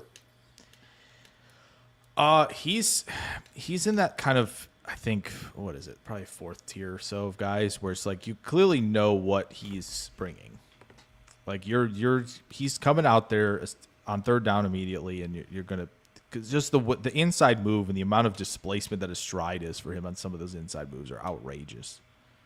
Like he's going to enter the he is certainly up for the fight. He's not like shying away from taking on offensive linemen, even though they kind of dump him out of the way anyway. But I mean here I'd probably still, after going through all the options, would probably still lean Colton Hood, just because I think they need that. Like they need that. Okay. I'm not opposed. Okay, and then the Denver pick is in the chat. Sam Roush. Ouch. Okay. So what do you got? So, Owen, what do you think of Sam Roush, tight end from Stanford, going at the end of round 2? I'm gonna be completely honest with you, Jim. I have not touched this tight end class outside of Ken Ah. Mystique. Okay. Jake, Sam Roush, tight end. I've got only 3 words for Sam Roush. It's catch the ball. Can't have a 15% drop rate, buddy. We need. I know he's gonna run block, and that's good. And that's what the tight end position demands of you. And he's a tremendous athlete on top of it. Just catch the ball. We gotta work on catch technique, man. That's Well, as they simple as that. have Ingram, right? They do. Who's kind So of their he's- like formation adjusting joker type of player. So If Like, you if can they play really inline, want that the- kinda matches. yeah, if they really want the joker, like they could. Oh my gosh, I just realized we're about 1 pick away from doing something insane, and I want it making so sure- bad. I'm making sure Clint. Yeah, okay. So Clint's going to be here in a minute. Oh, and our guy to the next guy. team after this. Oh, Well, Jesus. and I was thinking, is this a Barham landing? No, spot? I think we wait. I think we wait one and let McDonald have him because that would be outrageous. Disgusting. That's outrageous. Like Okay. McDonald gets freaking Barham on He'd his be, team. So- he'd be like a 10-sack player in McDonald's. Oh man, that's so. What do you guys think of Joshua So- Josephs? So Randy likes Josephs to the Patriots at 63. I'm going to go Josephs here. Yes, What do you that guys would be think? Because I'm super looking at the big. board, and if Josephs is this high, Randy uses this simulator a lot. So we're going to go Josephs at pick 63 to New England. Owen, where are you on Josephs right now? Me and Randy stay not seeing the players the exact same. I have like a late day 3 grade on Josephs. I don't like him in the slightest. Like, especially even like the smaller off the ball edge rusher kind of guys. I think there's bendier. I think there's quicker. I think there's stronger. I'm obviously way lower than consensus on him because I know a lot of people like him. And he gave Monroe Freeling fits. And I had him going at 6 overall, which Yeah. like that was like his best game was for Joseph, which is a great game to have. It may get him drafted higher than I think even I have him graded, and I'd be fine with. 63 is rich for me though. Good. And then we're on This the is- clock for Seattle. This is no question. It's got to be right. It's Barham. This is no question. We took Chris Johnson in the first round. This is perfect. This is exactly what you want. Friggin' nightmare. Jim, Against- moving I love forward, this. because I was just looking at my board, and I have Barham and R. Mason Thomas graded pretty similarly. Would you Yep. fly to Buffalo and choke me out if I had a Barham at 26? No, All right. Yeah. I'll keep that one in mind. I'm not going to get upset at the player somebody takes in a mock draft. I like when we can mix it up and different people are picking for different teams. Like I actually want to give a shout out, like Chris Connor, last call with Chris. He's here every Friday and he always picks different teams to draft for. And I love that because then we get to see Chris's board as it applies to insert team here. But Chris, if you are watching wherever you are, like I just love that you're here every week. And sometimes, like he's been on the podcast once, he's been in the chat every other week. So, Did the Okay, Cardinals so put the Ty Simpson here? Yeah, it's probably time, huh? It's probably time. This feels like the most realistic mock draft for where he lands. I know a lot of people have him like in the end of the first, where like people trading back up for it. This gives me the vibes of like the 2021 draft where Pickett goes in the first round and then no one goes until like Willis in the third. Yeah, the very much the like. Okay, they're gonna do this, right? They're not gonna be patient with quarterbacks. Like they're not going to, right? They never are, and then they were. Yeah, And 'cause, like, I think Willis we're was going, trying- Like 12th in Yeah. mock drafts for that. Yes, and I think at the time before the compensation came out, in that trade, it was like, oh my gosh, the Lions they're going to get him. They want him to be the future after Goff, and then the compensation came in, and it was like, oh, maybe not. And so, yeah, I mean, I think are we trying to create something with Simpson in the first? Perhaps. I don't Okay. mind it here at all. we're up for the Tennessee Titans at 66. They've done Jordan Tyson, then they did Keldrick Falk. They are cooking with gas. Julian Neal is sitting here in round 3. They need a corner, I believe. Because they have what's his face that was on the Chiefs, but then bombed Snead. for the Titans. Snead. Yeah, Snead. There you go. Rumor is he's going to get cut. Really. Which makes sense, probably. Yeah. That's what's coming Didn't have a through great my season. draft professor feed. I see It stuff seems- from, all of the Titans draft professors retweeting their stuff. So Jim, what do you mean they need corner? They have Kyrie Elam on the roster.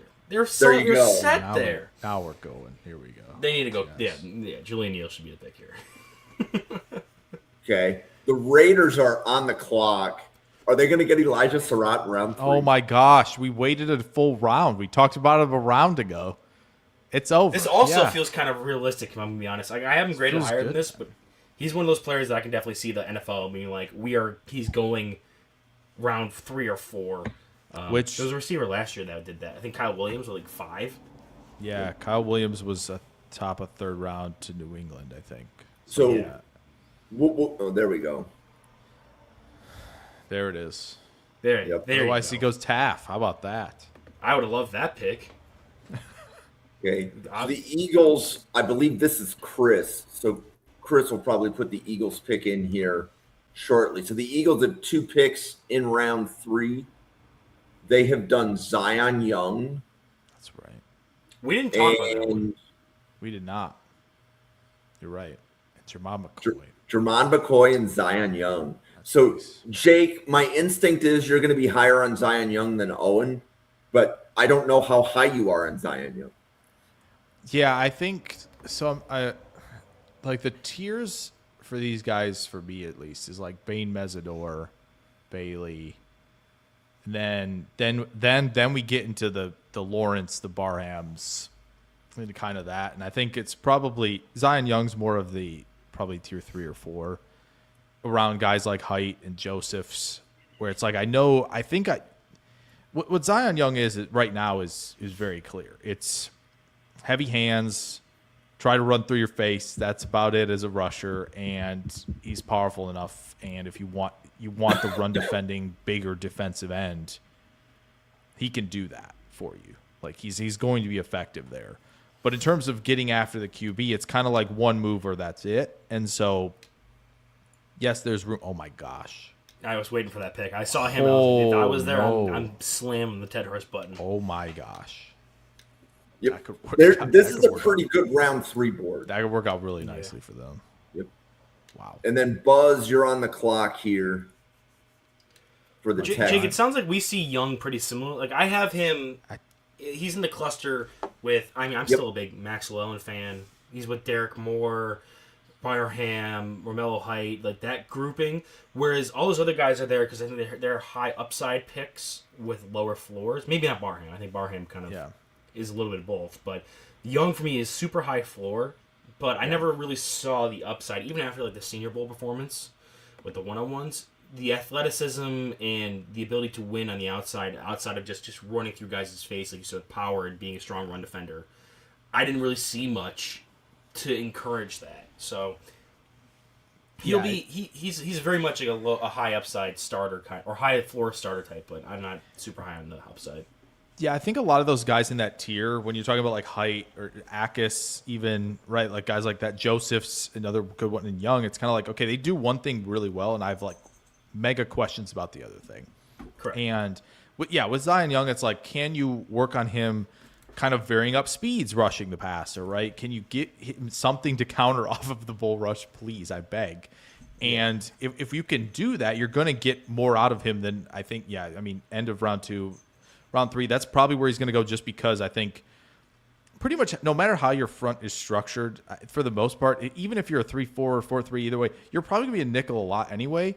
And so, like, some of these guys, I mean, you're going to be asked to defend the run, right? Like, that's probably going to happen at some point. And so having guys who can do that, or at least one of your 2 guys down on the front to be able to do that, like Green Bay, it's just an easy example for me of, like, Parsons is Parsons, and then you have Van Ness, who's, like, heavy hands, in the dirt, big DN that a lot of people like to say, oh, kick him inside. Like, if you have those 2 types, that helps. And for the Eagles, it's kind of like they kind of don't have that type really in their room right now.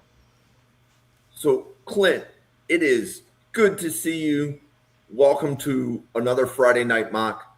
Clint, what do you think of Keegan Trost in round 3 going to the Texans? Yeah, Trost kind of feels like what I call a cult prospect, as CULT. You have a select group that just is so high on him and plugging for more attention for him. He's somebody I've had to catch on more late, but I think in that spot with the Texans, that'd be exactly along the lines of what they need in terms of just needing bodies there. So I know y'all already touched on it, but no, I like that pick as my first one to jump in here. Yep. But before and I head Owen, out, you're pretty high on Trost, aren't you? Oh yeah, I have Trost. Like, this is a perfect spot for me here. I think this is exactly where he should be going, talent wise. You know, he's like 7 years in college old, so I mean, like, it's a questioning on how much you're gonna get out of him, but like he's gonna be a starter day 1, I think. Clint, before I leave, I need to hear your opinion of my pick I made for the Falcons here with Kristen Miller. Overly Hunter, specifically. Yeah, that's one. You'll get the subsect of the fan base that are Georgia fans that'll tell you it's the greatest thing ever, and then you'll get the subsect of the fan base that hates Georgia fans and will be bitching about it.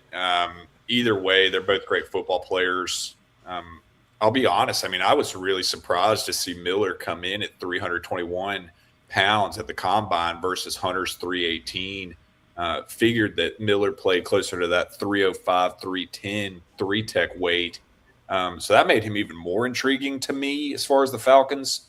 Really need more of just a true nose, but can use bodies anywhere. I like either one of them. I know that it is kind of common, and I do think it's more likely that Miller is there than Hunter. So no, that's a great spot. I mean, I like it. And just know that in the third you've got a hammer or receiver, unless it's just barren. I think the board felt pretty good for receiver right now. I mean, we passed Bernard and Hurst to select Miller. So I mean, that was, and what was it? Keith Abney fell all the way to the back of round 2. So it was a pretty good board for that Falcons pick. Kind of thing. So, Clint, I'm going to put you on the clock for the Cleveland Browns in round 3. They've taken Monroe Freeling, Spencer Fano in round 1. They took Josiah Trotter in round 2. And you're on the clock in round 3 for Cleveland. You know, While you first, ponder that, Clint, I'm gonna head off, guys. I gotta bounce. Yep. So yep. Thanks, Owen. see you guys later. You know, having heard those, I would imagine with the Titus Howard addition here in the last few days, you might be projecting fan out a guard or Howard. But, you know, be that as it may, you've got 3 of those spots seen about as the baby monitor is beeping at me right now. You know, having said that, you come back with Trotter. First thing to do would be to look at the receiver board and see who's there.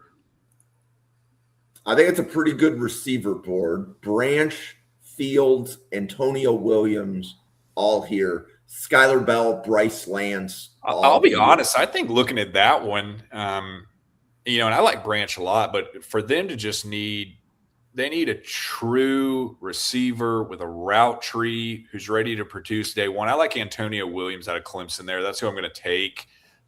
Very good route runner. He's real physical, man. And we forget he's an early declare just in terms of his age. Having time there. I think that's somebody Monken gets a lot of mileage out of. I think he's an underrated player in this class. So I'd go with Antonio Williams for them. Needing some immediate production, kind of a bigger player. He's probably got good 20 pounds on Branch. Okay. So, Jake, this is the Commander's second pick of the mock. Jeremiah In Love. round 1, they took Jeremiah Love. Yeah, I think this for me is probably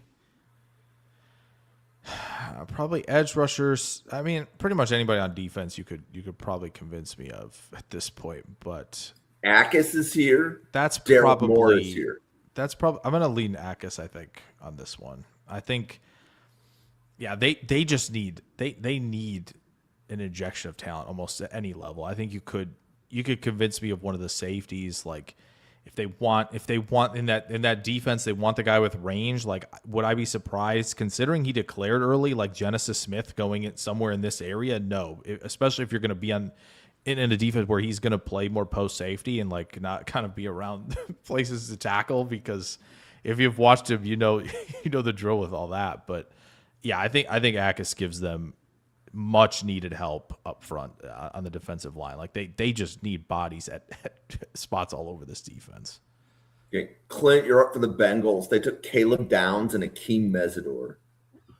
Damn, while Downs is a great pick, it's kind of a shame you got Halsey staring you in the face right there. I would have jumped all over that.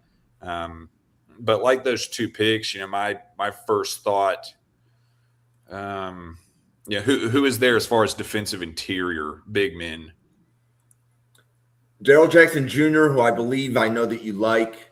Halton's here, McClellan's here, Corleone's Let's here. do Grayson Halton here out of Oklahoma. I think is more of a 293, 295 pounder. Really knows how to get skinny. You know, they love to lean on some nostalgia that is the leverage defensive tackle and Geno Atkins. I think while I am high on Jackson, kind of heavier set, more nose tackle build to him in that 4-3 defense specifically. I think Halton brings a lot of pass rush upside, particularly to a defensive line that's still developing and seeing what they have in Shamar Stewart, is watching Trey Henderson walk out the door. I think Halton is a no-brainer. Yep, and Ryan Sparks agrees with you. So Ryan, good to see you step by. Jake, you're up for the Saints. The Saints have taken, was it Delane and Bernard. Delane and Bernard. Are your 2, yeah. Okay. And Derek Moore is sitting here in the middle of round 3. There's probably some other edges to think about. Potentially. But Carmelo, dude. Oh, could we do that? I mean, probably could do that. Yeah, I mean, there aren't many guys left at edge with the juice that like Moore or height would provide. Let's go Moore at this spot. I think this is a fine spot for Moore. I think he's kind of more again in that tier with, as we were talking about earlier, of guys who I think they do one thing well, and it's like, okay, you're probably not going to get the the guy who is well rounded at this point. You're gonna have to work on stuff with a lot of these guys left. So yeah, I mean, getting a guy who can get after the QB, nothing wrong with that. I would like him to build off of more than kind of the same thing with Young, where it's like he wants to just kind of run down the middle a little bit, and let's work off that. Let's work on the explosion speed, and let's become a guy who can consistently threaten that arc. Okay, so Price will be putting in the Chiefs pick, and then the Dolphins pick will come in from the chat. The Steelers pick will come in from the chat. Clint, you'll be up for Tampa in a moment. Oh, wait, Will is Tampa. Never mind. Will's doing Tampa. You'll be up for the Colts in a moment. And the Colts in round 2 took, I believe it was Jacob Rodriguez. Yeah. Yeah, that'll be interesting. Okay, so Halsey to the Chiefs. What are your thoughts on that pick, Clint? You know, kind of a different body habitus than a lot of the safeties in this class. Real thick, 5'11", 220, 222. For a lot of the reasons we talk about, like the Bengals being the worst tackling team in the back end, he just brings that to a Chiefs team immediately. Great tackler. I think he could go even higher than this, but this is a good spot for him. Tested plenty well. I mean, this was a no doubt defensive back there. The value was too good. You know, you heard me a few picks ago talking about the Bengals, that if you hadn't taken downs, I would have sniped him and thought I stole one 2 picks ago. So I think that was a no-brainer. If I had been making the pick and Price hadn't come on, I would have taken Halsey as well. So, yeah, and Price will be drafting for the Chiefs in Epic Mock. You will be drafting for the Falcons in Epic Mock. But somehow I don't think the Falcons are taking a safety. Just a guess. No, not when you got those 2 bad boys. You're not going to. That's fair. Okay, so I'm looking to see if the Dolphins. There we go. Keontae Scott. So, Jake, what are your thoughts on Keontae Scott to the Miami Dolphins? Yeah, I think for him, it's you're searching. You know that we've kind of seen in the last couple classes. Now it's guys who are making an impact as like nickel players immediately, right? You had DeJean the year before, and then Amenwari comes in as a kind of safety who, to me, it felt a little overwhelmed with kind of all the responsibilities, on the back end for him. He comes in, they let him attack, they simplify it a little bit for him, and he becomes a fantastic player. Keontae Scott moving forward is super good. Blitzing, right? Flying to the flat to make plays. He's super physical in that regard. I have a couple questions in coverage, especially when a fellow like Jeremiah Love routes you up on a sail route to start the season. Is not even a receiver. But I think when it comes to the physicality, I think what they'll probably, especially going to a place where Hafley has done well teaching corners throughout his coaching career, I think there's a really good chance you get the best out of him in terms of improving the footwork, understanding what you want technique-wise from a nickel guy. Like I think Hafley and that staff will probably get the best out of him in coverage. Okay, so Will's up for Pittsburgh. Pittsburgh, I think, is it 3 picks in this round, or is it just 2? So, yeah, they have 3 third-round picks. So Jacksonville, Pittsburgh, and Miami all have 3 third-round picks. Wow. Yeah, that's... Yep. So Golday. He's still there. Yep. So, Clint, your thoughts on Golday to Pittsburgh? If he's still there this late, somebody screwed up. You're talking about how I'm coming up with the Colts pick. You could have taken him at 47 to the Colts, and that been great at 47. I tried to convince Owen. I think Ballard likes the bigs a little bit more. Well, I mean, just piggybacking that comment, 6'4", 239, signed with Central Arkansas as an edge out of high school. 4'6", 240, so he has backer speed, but edge pass rushing upside. Sorry, as my phone's talking to me. Both of his parents, collegiate basketball players, a brother as well, athletic family. I like him a lot. I mean, I think for me, he's going to end up definitely being a top 50 player. And I mean, as far as his RAS, he ended up testing 95 plus percentile. You bet on that all day. That would have been a run the card in situation. And I agree with you as far as Ballard. I like Jacob Rodriguez there. but Ballard would have taken Goldie. I think so. Yeah, I think so. And like I Gold think Day with the Colts has been one of my favorite round 2 mock draft selections. So them. It's very Ballard-esque. Like and he played a lot of spots. Like I joke like he's an overhang player. He did. He played a lot of overhang. They did ask him to do linebacker stuff plenty, and he played some on the edge. And like when you watch him, outrunning offensive linemen to spots and then kind of dipping under the contact, really impressive. You watch him rolling into coverage, really good. Like he can blitz. He's fitting the run from the overhang spot. Like it's impressive work what he's doing. They're asking a lot of him. So Will is pondering what to do for the Buccaneers. So we're in the middle of round 3. What do they do in round 2? Because I know they've done because it was Parker first. It was Parker, and then they went linebacker. I think did they get Anthony Hill? That must have been it. Yeah, that sounds right. Yeah, Will made the pick. Yeah, it's Hill, I think. Yeah. Yeah.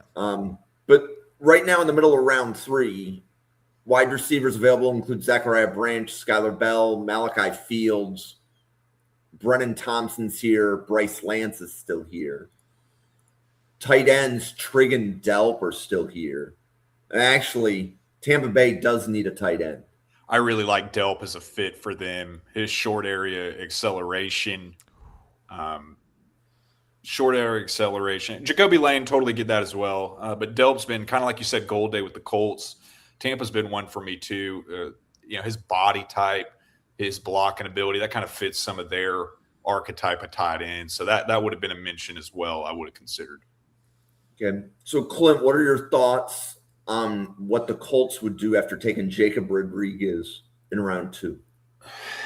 You'd have to check the defensive line. I think they'd like to add an edge. I don't know the longevity of Kwity Paye there opposite Leatu Latu.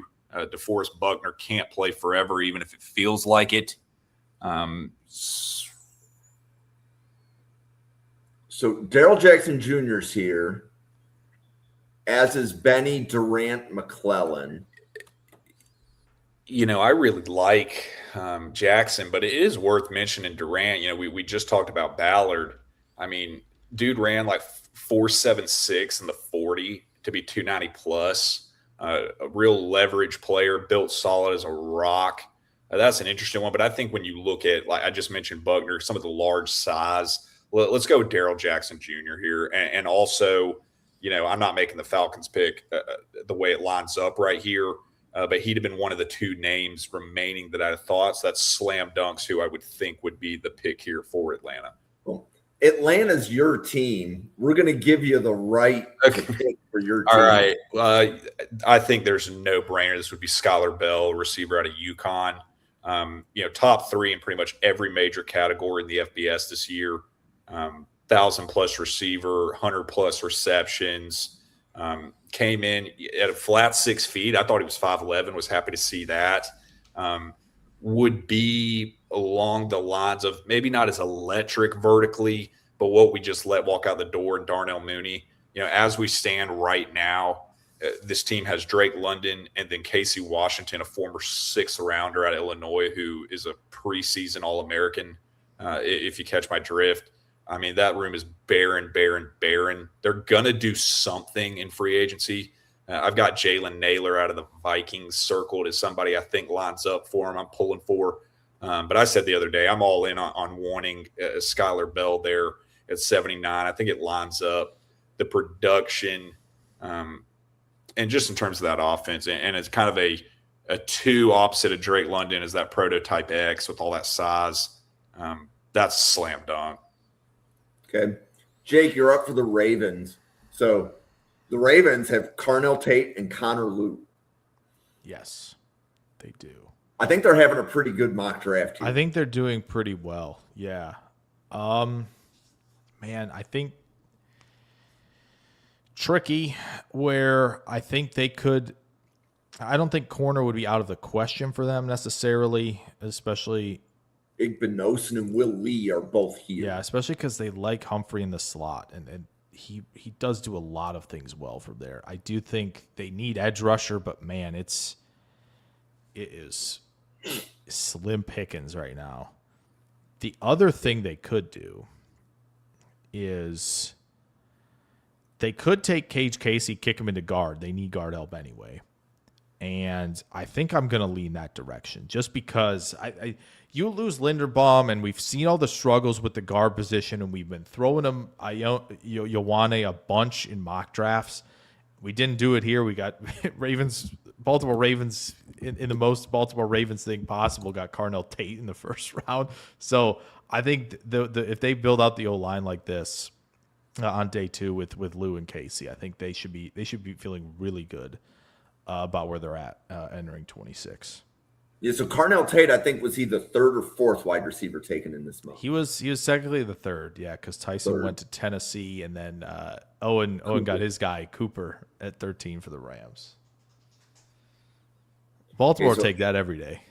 Yep. So Anthony's on the clock for the Jags, and then what did they do? They did the Vikings in this draft. I think they still need a running back, and Jonah Coleman is still here. But the Vikings have taken the Vikings went Banks and Price for sure. I know I made both of those.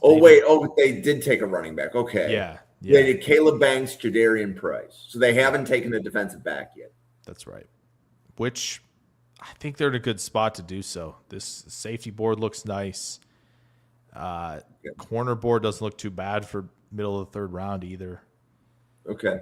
Well, I think we're going to make the pick for the Jags because it hasn't popped into the chat yet. Okay. So the Jags in round 2 took Decario Davis at corner. The Jags need offensive line help. They need a corner. And they need a defensive tackle and a safety. What do you guys think of this safety board here? Kamari Ramsey is still here in round 3. I think it's worth mentioning too, and this is projecting, but let's say that Devin Lloyd gets lost to free agency here in the next day or two. They're going to need a backer for sure, and it's not going to be an upgrade no matter who they take here. I think that's worth mentioning. I like Ramsey a lot, but I also wonder if he's the same kind of player, like they've got in a second string and Caleb Ransaw out of Tulane, kind of that corner safety. Can he play some nickel convert? I'm looking with my face real close to the camera here. Go to the safeties board just to see. So Anthony put the pick in for Zakee Wheatley to the Jags. But see, that's a different archetype than I was saying. That's a open space, tall, proportionally built, true safety, really runs the alley well. I would have gone him over Ramsey too. Yeah, okay. I like that. And so, Clint, what are your thoughts on what the Vikings would do after going Caleb Banks and Jadarian Price? I'm going to go Jalen Kilgore out of South Carolina. I think he's a great fit in that Flores defense. Recruited as a safety out of the state of Georgia, has played primarily nickel there, but like he told me at the Senior Bowl, that was purely just the coaches came to him and said they needed a body. He can play either of those spots. Uber athletic, ran 4.4 flat. Dude is shredded, great shape. I think for a team that it feels like annually we say Vikings need a defensive back here on day 1 and day 2. That's just someone to get a ton of mileage out of in the 3rd round with a lot of good traits. Okay, so Jake, thoughts on Dennis Sutton going to the Panthers in round 3? Yeah, I mean, classic Penn State test out of your mind athletically where it just doesn't – I don't know if it quite matches up. I don't know. The change of direction is a little stiffer than I was hoping to see from Sutton. But again, he's got the big body, and that's, when you have bigger body, heavier hands guy, like you can – that's still worth something, especially with where we're going as a league. You have to, be in the hand of the dirt, be ready for run first, and then kind of transition off of it. So, I mean, if you can tap into the athleticism that he shows, when he's not wearing pads, then I think they're cooking with gas there. They got a nice young room of edge rushers. Okay. So, Jake, you are up for the Green Bay Packers. Cool. I got to see what linebacker looks like for sure. So Elarm's Or is here. That's interesting. York is I here. could really throw a curveball, I think, if I wanted to. You've been throwing a lot of curves today. We don't have to stop now. I think. Oh man, the Packer fans that we have a love-hate relationship when it comes to mock drafts. Yeah, give him Bryce Lance. Give him Bryce Lance. I think it's going to get extremely weird in the draft for them. I think that, corner seems so obvious that I think that there's a very, very good chance they don't even address it till day 3. I obviously could have gone O-line, like Sam Hesht from Kansas State. That makes sense for sure. Elarm's Or is a possibility, but I think when it comes to the real, like if Golday or Anthony Hill are there, I think they probably pull the trigger on that in round 2 to kind of fill that need. And I think they went rogue last year. They needed defensive tackle help, but they said, no, we're taking 2 receivers and an offensive tackle. Like, I think they kind of just feel like going rogue sometimes. And with nothing really there defensive tackle wise that like jumped out, because I know we've been looking at that board a lot, and they could have double dipped at corner, but man, that's a lot of resources they've poured into that room at this juncture. Like they could do it. I'm not opposed to doing it, but I thought let's have some fun. It's Friday. They might move Jaden Reed because of that, which again it's just not impossible. So waiting for Will to put his pick in. We're gonna have to pick for the.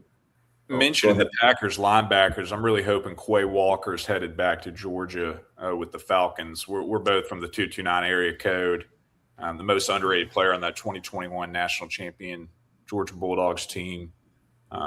Between he and then Edmonds, I think Falcons could very well be going shopping as far as a linebacker. They've got to do one of these needs outside of receiver in free agency to not have any more picks than they do. Yeah, and I mean, Quay has come a long way, and I think that's a testament to him, and I think Hafley especially too, because he was in 23, he was the will, he was doing all the coverage stuff, he wasn't flowing downhill as much, and then Jeff Hafley says, you know what, no, I need you to be the Mike in this defense, and he did a heck of a job, and so I'm excited to see what he's got in store in his second contract. I'll tell you too, that's one, like I said, we're from the same area code. From that part of the state, him in Crisp County, that would be him going from a flight south to north as far point as you could in the country. If he got an opportunity to choose the Falcons, to that being about a 2.5-hour drive. Yeah, that's not bad. It's not bad. Clint, going to put you on the clock for Harbaugh and the Chargers. They've taken Vega and Dominique Orange in rounds 1 and 2. Oh, that's badass. That's lit. Yeah, that is literally the perfect. Yeah. That's a Harbaugh draft, right? No, I mean, that is the perfect value pound for pound, 2 starters. They need beef. Wow, that's incredible. That took away the 2 obvious ones there. You could look at corner. They got to get a body in there. Yeah, I think looking at that, who'd they look? I'd say Dalen Everett out of Georgia. Has played his best football in the college football playoffs, the SEC championships, has 3+ seasons worth of starts under Kirby Smart. Great size profile, 6 foot, 190, 195. Ran sub 4.4 at the combine. There is going to be the criticism that a lot of times when he's playing off, he can let the dink and dunk happen a little bit. I'm sure they can tweak with that if anybody can. But the athletic upside, the production, I mean, the pedigree, he's a top 50, top 40 recruit coming out of IMG. His complete profile, he's about as prepared as you could want for a 3rd-round corner. Okay, so we have a new Draft Professor follower. So Quicks is here today. He found the Draft Professor page today. So love having you here. And he'll get to, he's got to meet Jake, got to meet Clint, saw Owen. There's a lot of us here at Draft Professor, so it's nice to see a new page follower. And then we're going to be, Jake, we're going to be up for the Bears again. And again, you just get to continue your route of the NFC North. It's pretty easy if I get the guy Okay. there that I'm thinking of. So the Bears have done Peter Woods, Yep. Malachi Lawrence, Keith Abney. So what do you think of that 2-round mock there, Clint, for Chicago? Yeah, I think defensive interior is the one that most of their fan base points to at 25. I would as well. Woods there for the value. I know we've seen a lot in the media and from the Jeremiahs and the Bruglers of the world about a potential fall. At 25, you got to do it, man. That's all there is to damn say. Malachi Lawrence, I love that fit. 6'4", 253, 99th percentile athlete, good length, nearly 34-inch arms. Got a lot of juice, and to throw him in that rotation for him at a 60th pick price tag, or no, you're talking about the first of the second picks, either of the second round picks. Either way, really like it. And then as far as Abney, I could really see his profile of a 5'10", rock solid, good ankle flexion, the factoid of the draft season, him being a national champion speed skater. And coming out of the Arizona State program that's really got a lot of talent. I could see him really fit rotationally in there in that room. That's fantastic. You can't ask for any better as far as those 3 picks heading into this one. Yeah, it wasn't fun to do, but And I think we're going to be able to put I think we're going to be able to put the cherry on top here for that defense. So we're hoping for the picks to come in a little bit quicker. So the Jags have done Wheatley and Davis. Then was it Davis? Davis and Wheatley. They need interior offensive line. Lots of options. Clint, what are your thoughts on Brian Parker Jr. versus Josh Thompson versus, I'm looking, like Jeremiah Wright is still here. What are your thoughts on who's the best lineman for the Jaguars would be? Yeah, I would go Brian Parker the second out of Duke. I mean, you're talking about somebody recruited as a center, has started his entire time at Duke as a tackle, was interviewed at the Shrine Bowl talking about his discussions with teams about the potential of playing guard or center. I think he is as much of a 5-tool, 5-spot offensive lineman in this class. For a team like that is an injury away at a tackle spot. I know they've got a really good swing in Walker Little, or have a need at center and both guard spots. There's just so much mileage to be had out of Parker. And I think also looking at it, you might have had a shelf fall off. That's just great value there. That's a no freaking brainer. And there is really good intel.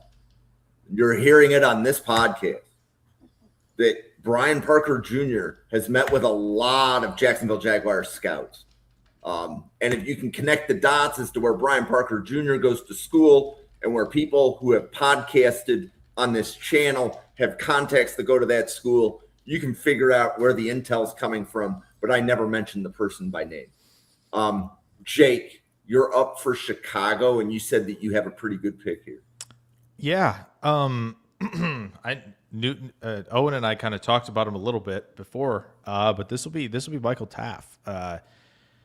Just a safety who I think communicates well, is often in the right spot. Obviously that the scheme that Texas ran, I think he could probably tell you every in and out of that at this point. I think he is a physical player as a tackler, and I think that's the kind of the biggest thing, right? When you talk about being a versatile safety, right, which I think a lot of these guys need to be now, right? Can you play on the roof of the defense?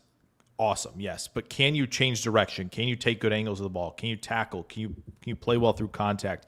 Can you get off of blocks around the line of scrimmage? Like, safeties have to do so much, understand so much of the defense. I feel like Taff comes in with a great ability to recognize, communicate, and execute. Okay, so Miami's going Oscar Delp here. Thoughts on Oscar Delp? That's who I would have taken. I thought I was next up, not knowing that we had someone in the chat. I was going to take Delp there. I really like it.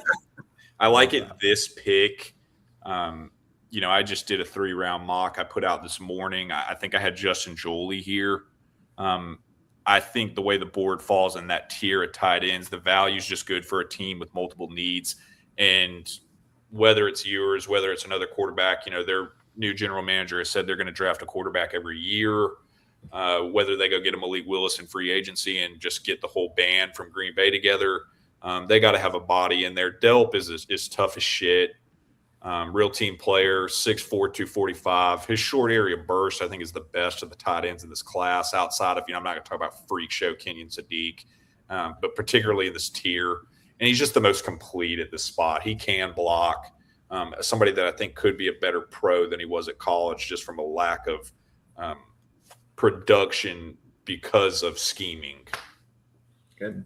So I'm up for Buffalo at 91. This is going to be Matt Gulbin. So Buffalo went R. Mason Thomas round 1, Matt Gulbin round 3. Brandon Beane drafts the trenches a lot. It's been pointed out he's only drafted one wide receiver on day 1 or 2. It's his entire tenure as Buffalo GM. I don't see a world where Buffalo doesn't take a wide receiver round 1. Like we took R. Mason Thomas in this one. But even with the trade to get DJ Moore, we're still 2 wide receivers short of a fullback. So I'm going to take Gulbin here, but I didn't like the wide receiver board. So That's not great. 49ers, Jake, you're up. Okay. And they've taken Caleb Tiernan and Tiernan Bell. and Chris Bell. Okay. Yeah. So I think then what I will do for them, just double checking here, but I think. Do you think it's Romello Height? I mean, at this point, what they have in that room, I'm looking right now. Yeah, Bosa, Williams, and Huff. Like they have the early down guys. Like you have the Michael Williams. He's handed the dirt, extension, shed, defend the run. Like hopefully he comes back ready to roll for them, and then Bosa as well. I think they can definitely afford to take a player who you're bringing on in third down situations and go get the QB. And like a player this explosive, and again, I kind of mentioned the stride length that he can generate when he kind of jumps, when he's moving, right? You kind of get to those jump cross chops or jumps back inside really quickly on the inside moves, like all of that explosiveness. Yeah, why not? A perfect foil to pretty much what you have in the room right now, and especially in terms of size and role. So I think it fits like a glove. So, Clint, you're up for the Rams. They took Omar Cooper Jr. at the top of round 1 and Colton Hood in round 2. And you're picking for them at 93 overall. Yeah, I would look at who you've got on the tackle board, offensive tackle. So Austin Barber and Drew Shelton are both here. Those are guys that Owen likes. Not sure. We actually discussed Austin Barber at their 2nd round pick, but ultimately settled on Hood. I just wonder how they project Warren McClendon as a part of their future at this spot post Havinston. So Shelton, Crownover are both here. Oh my gosh, guys. What? Oh my gosh. ESPN sources, the Raiders have agreed to trade 5-time Pro Bowl DN Max Crosby to the Baltimore Ravens. There you go. Dude, he's going to look really 26, badass. 26 and 27 first-round picks. 2 firsts. Nice. Damn. Yeah, we have to redo the whole mock. The Raiders have another first. Well, this is the Raiders have another first. They could have taken Cardell Tate at 14. That would have been kind of sick. You for see, them. and Quicks has it in the chat. Woo! I'm glad I looked at my phone because I saw a bunch of rap sheet, alarm bells. That's a good first round pick. Like that's like 14th overall. It's 14, yeah. Right. Yeah. Wow. I mean, they needed that, no question. No question. That's exactly what they needed. And we didn't take any for him. So, we knew. Hell, keep it rolling here. Nobody gives a shit about my pick after that. Just put Austin Barber. You keep talking about it. That's crazy. Okay. So That Friday Night Denver News is dump. up. That's Anthony in the chat. I'll be picking for New England. That was and the Roush, right? Pats have taken, I think it's Boston. And Joseph's. Yep. That's right. Boy, Jonah Coleman. I mean, if neither of you two in front, I'll do it. I'll probably do it. It should be is Jonah Walker Coleman. It for should Denver. Yeah. be. Yep, Well, I like it. then I'll pivot.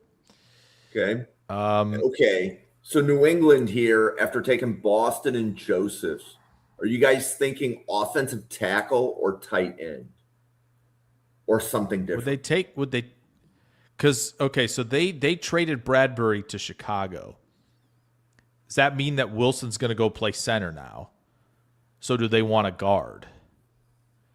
Would they go like Billy Schrauth or something like that?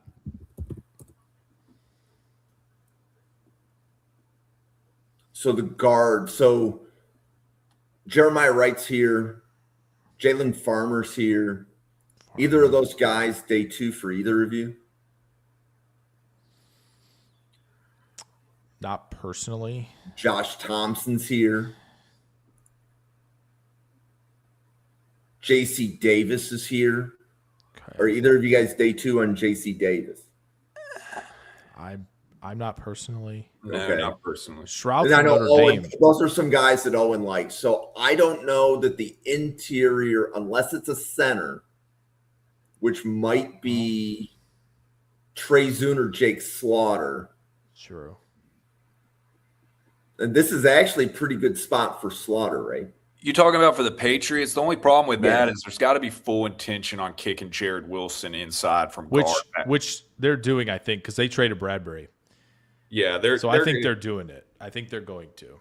Mm-hmm. So I think it has to be true guard or like a tackle you think's going to guard, like I did with Casey to Baltimore. Like, So I don't know. I think then the day 2 offensive line, the day 2 guard, I think it's exhausted unless you guys are higher on somebody that I don't know about. maybe Shroud from Notre Dame, but like I don't think I'm like tripping over myself at this point for that. So handicapping the board, I mean, is there a defensive lineman here you have a day 2 grade on, whether that be like a Rayshon Benny, a Dante Corleone, or a Chris McClellan? Who has New England already taken for the guy that wasn't here? Yeah, Boston Boston and and Joshua Josephs. Josephs. So they've gone wide receiver edge.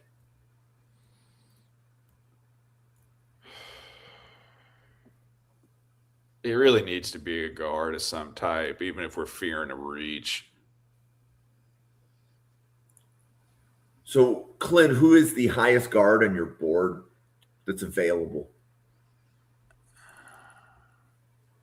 Jalen Farmer out of Kentucky. 6'5", 312, tested 97th percentile at the combine, hit 17 plus miles an hour at the Senior Bowl. Has started at Florida and Kentucky. I think that's good value there at the end of the third.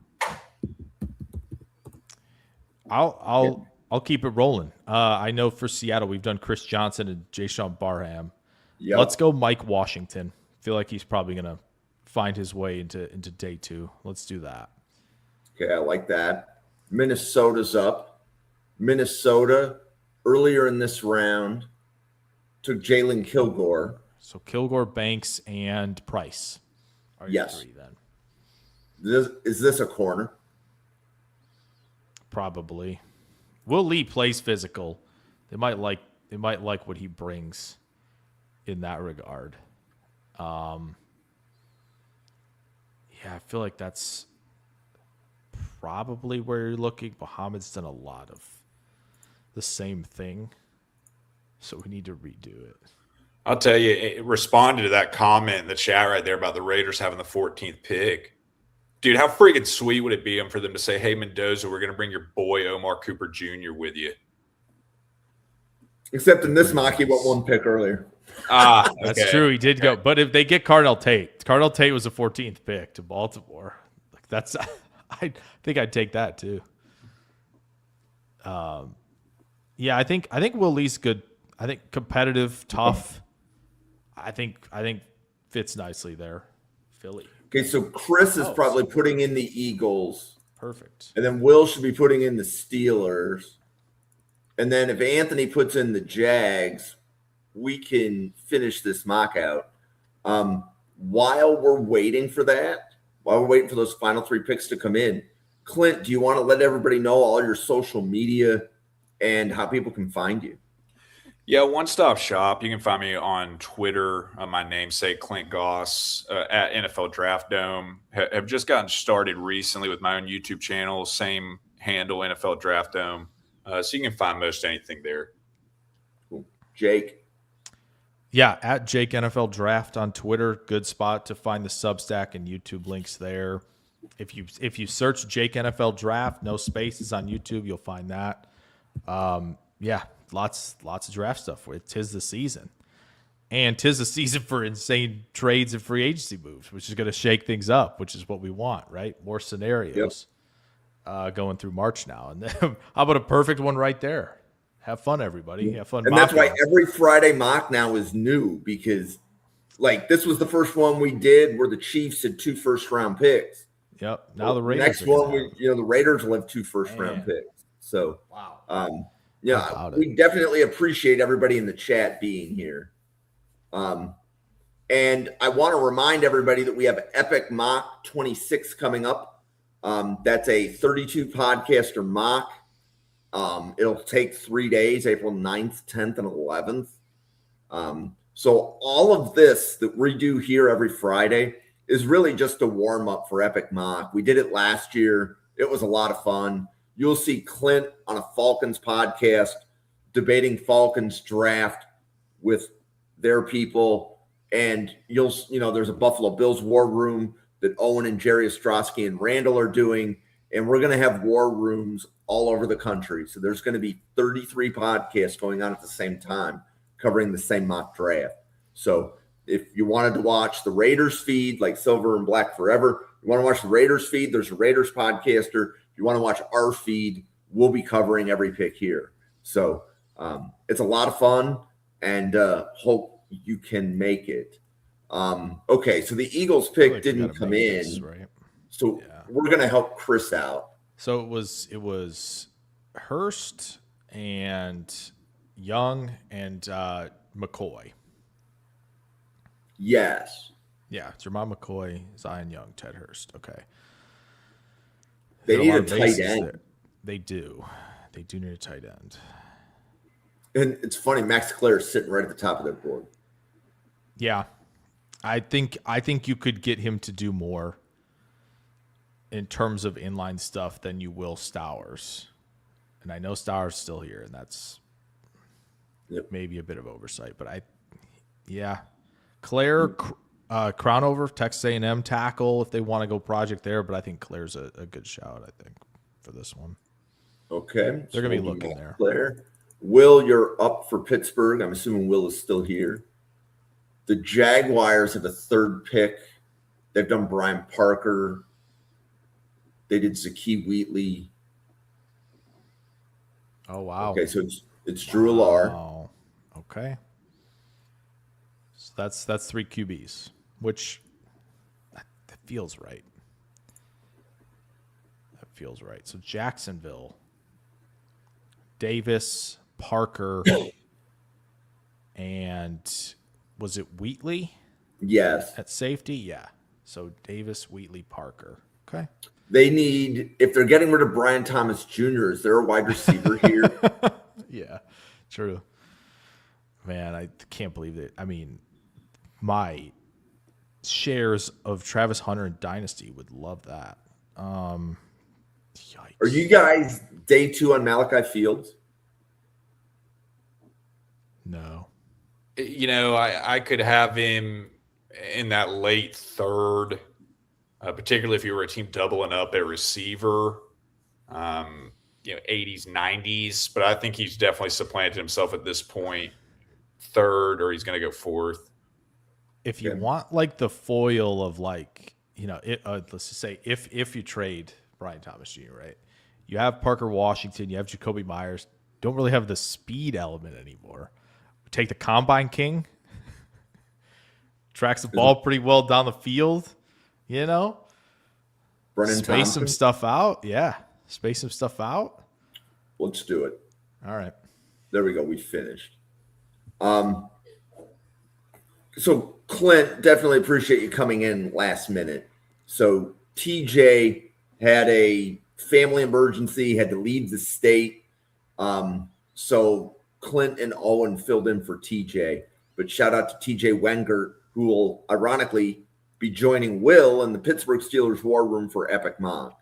So we have several Epic Mock drafters in the chat, one of which is Will. Chris Connor will be part of the Chiefs War Room. Price Carter will be also part of the Chiefs War Room. And I think the name of that podcast is All Chiefed Up. But we have a lot of people who are joining our podcast today from the chat that will be taking part in Epic Mock. We can't do podcasts like this without our followers. So it means the world to me, to Jake, to Clint, Owen, and every draft professor.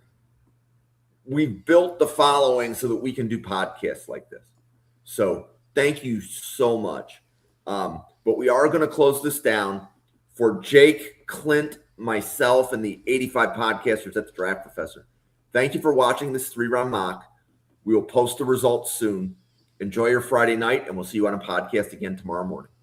Thank you, everybody.